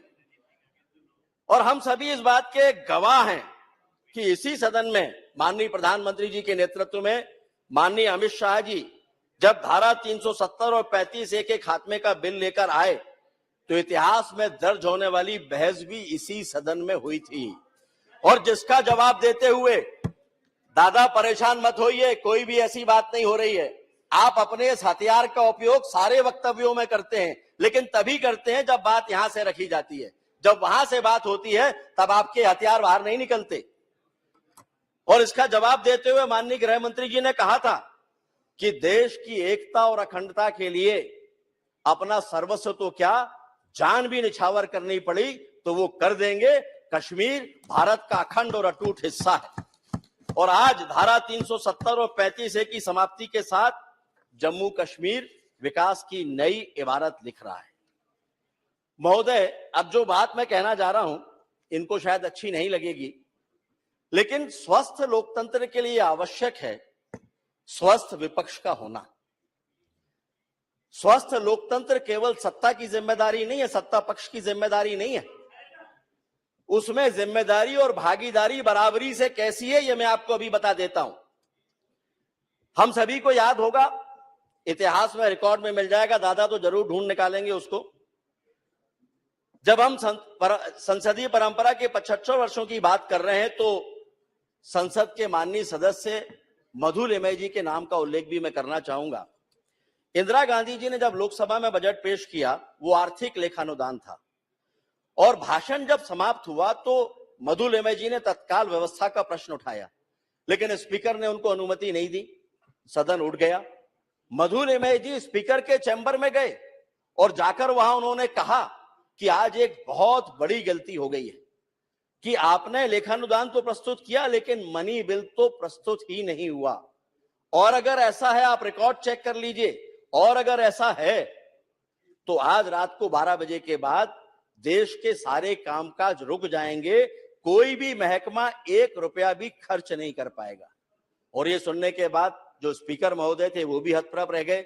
रिकॉर्ड बुलाया गया, रिकॉर्ड बुलाने के बाद पाया गया कि मनी बिल प्रस्तुत नहीं हुआ है, और उसके बाद सुझाव भी, मैं मजबूत विपक्ष की बात क्यों कर रहा हूं, सुझाव भी मधु लिमय जी ने दिया। उन्होंने कहा कि अभी भी आपके पास समय है, आप तत्काल सभी विपक्षी नेताओं को बुलाइए और आज सदन की बैठक आप बुलाइए। और जानकर आप लोगों को हैरानी होगी, आप में से कईयों को शायद जानकारी भी होगी कि उस समय रेडियो से बाकायदा घोषणा कराई गई कि जो जहां है वो तुरंत वापस लौटे, और सदन की बैठक हुई और रात में बैठक करने के बाद में मनी बिल पास किया, और इस तरह से देश का कामकाज चला। यह है मजबूत और सकारात्मक विपक्ष। यह कांग्रेस के साथ यह विपक्ष था। हम वैसी उम्मीद तो कांग्रेस से नहीं करते, विपक्षी साथियों से नहीं करते, लेकिन सकारात्मक भूमिका में वो दिखाई दें, इतनी अपेक्षा जरूर हमारी होती है। महोदय, इसी सदन में बहुत सारे ऐसे कानूनों को भी हमने समाप्त किया है, 14 से ज्यादा ऐसे कानून जिनकी उपयोगिता लगभग समाप्त हो चुकी थी। उनके बारे में बहुत विस्तार से कहने की आवश्यकता नहीं है, लेकिन उनको खत्म करने में भी 75 साल 70 साल निकल गए, तब जाकर वो कानून समाप्त हुए। महोदय, जब संसदीय प्रणाली की बात आती है तो पूरा सदन एक है, इस पर चर्चा होती है।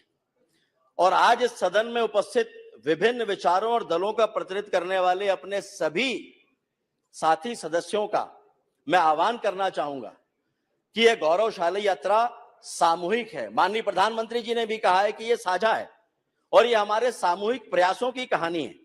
और अब जबकि माननीय प्रधानमंत्री जी की दूरदर्शिता और संकल्प से देश दुनिया की 5वीं बड़ी अर्थव्यवस्था बन चुका है और तीसरी बड़ी अर्थव्यवस्था बनने के संकल्प के साथ आगे बढ़ रहा है, और हम विश्व में एक महाशक्ति के रूप में जाने जा रहे हैं। और इस समय हम पूर्णतः भारतीय ज्ञान और भारत की अपनी आर्थिक ताकत के बूते बने संसद के नए भवन में प्रवेश करके गुलामी के प्रतीकों को हटाते हुए आगे बढ़ रहे हैं, तब ये हमारी सामूहिक जिम्मेदारी है कि उस नए भवन को भावी पीढ़ियों और भविष्य के भारत की नींव रखने वाले लोकतंत्र के ऐसे मंदिर के रूप में स्थापित करें जहां मंदिर के घंटे से नाद की तरह एक ही गूंज हो, सबका साथ, सबका विकास, सबका विश्वास और सबका प्रयास। और विश्वास मानिए, 140 करोड़ भारतीयों के स्वप्न को हम सब मिलकर पूरा कर लेंगे। इस मंत्र में इतनी ताकत है, आवश्यकता है राजनीति का चश्मा आंखों से उतारने की। महोदय, बहुत कुछ कहने को है, लेकिन मुझे लगता है कि हमारे जो माननीय सदस्य हैं आज दूसरा मानस बनाकर यहां पर बैठे हैं, और इसलिए अंत में मैं देश के प्रधानमंत्री माननीय नरेंद्र मोदी जी ने देश को उन ऊंचाइयों पर पहुंचाया जहां पर पहुंचने की कल्पना इसके पहले कोई कर नहीं सकता था। आज पूरी दुनिया में भारत के नाम का डंका बज रहा है, और इसलिए कुछ पंक्तियां उनको समर्पित करते हुए मैं अपनी बात समाप्त करूंगा। वो परख रहे हैं तूफानों में कितनी ताकत है, वो देख रहे हैं आंधियों की कितनी आहट है, पर मन में संकल्पों की राहत है। कांटों से कीलित पथ पर कदमों की छाप उकेरी है, हाथों को वज्र बनाकर अंधियारों में दीप जलाती वह एक जान अकेली है, वह एक जान अकेली है। और इसी के साथ हम सभी कल जब उस नए सदन में प्रवेश करेंगे तो भविष्य के एक नए भारत के संकल्पों के साथ हम अपनी जिम्मेदारी को महसूस करते हुए प्रवेश करेंगे। आपको बहुत बहुत धन्यवाद। भारत माता की जय। Thank you. Now, Honorable Member Srimati Supriya Sule ji. So here I stand here on behalf of the NCP here for this very important discussion, which was actually started by the Honorable Prime Minister on a very emotional note. And he, after a long time today, spoke as a statesman. So I was presuming that this debate was not about the tutu meme, which we usually do. But unfortunately, when the Treasury bench started speaking, he made it really political, which was not what the Honorable Prime Minister's speech says.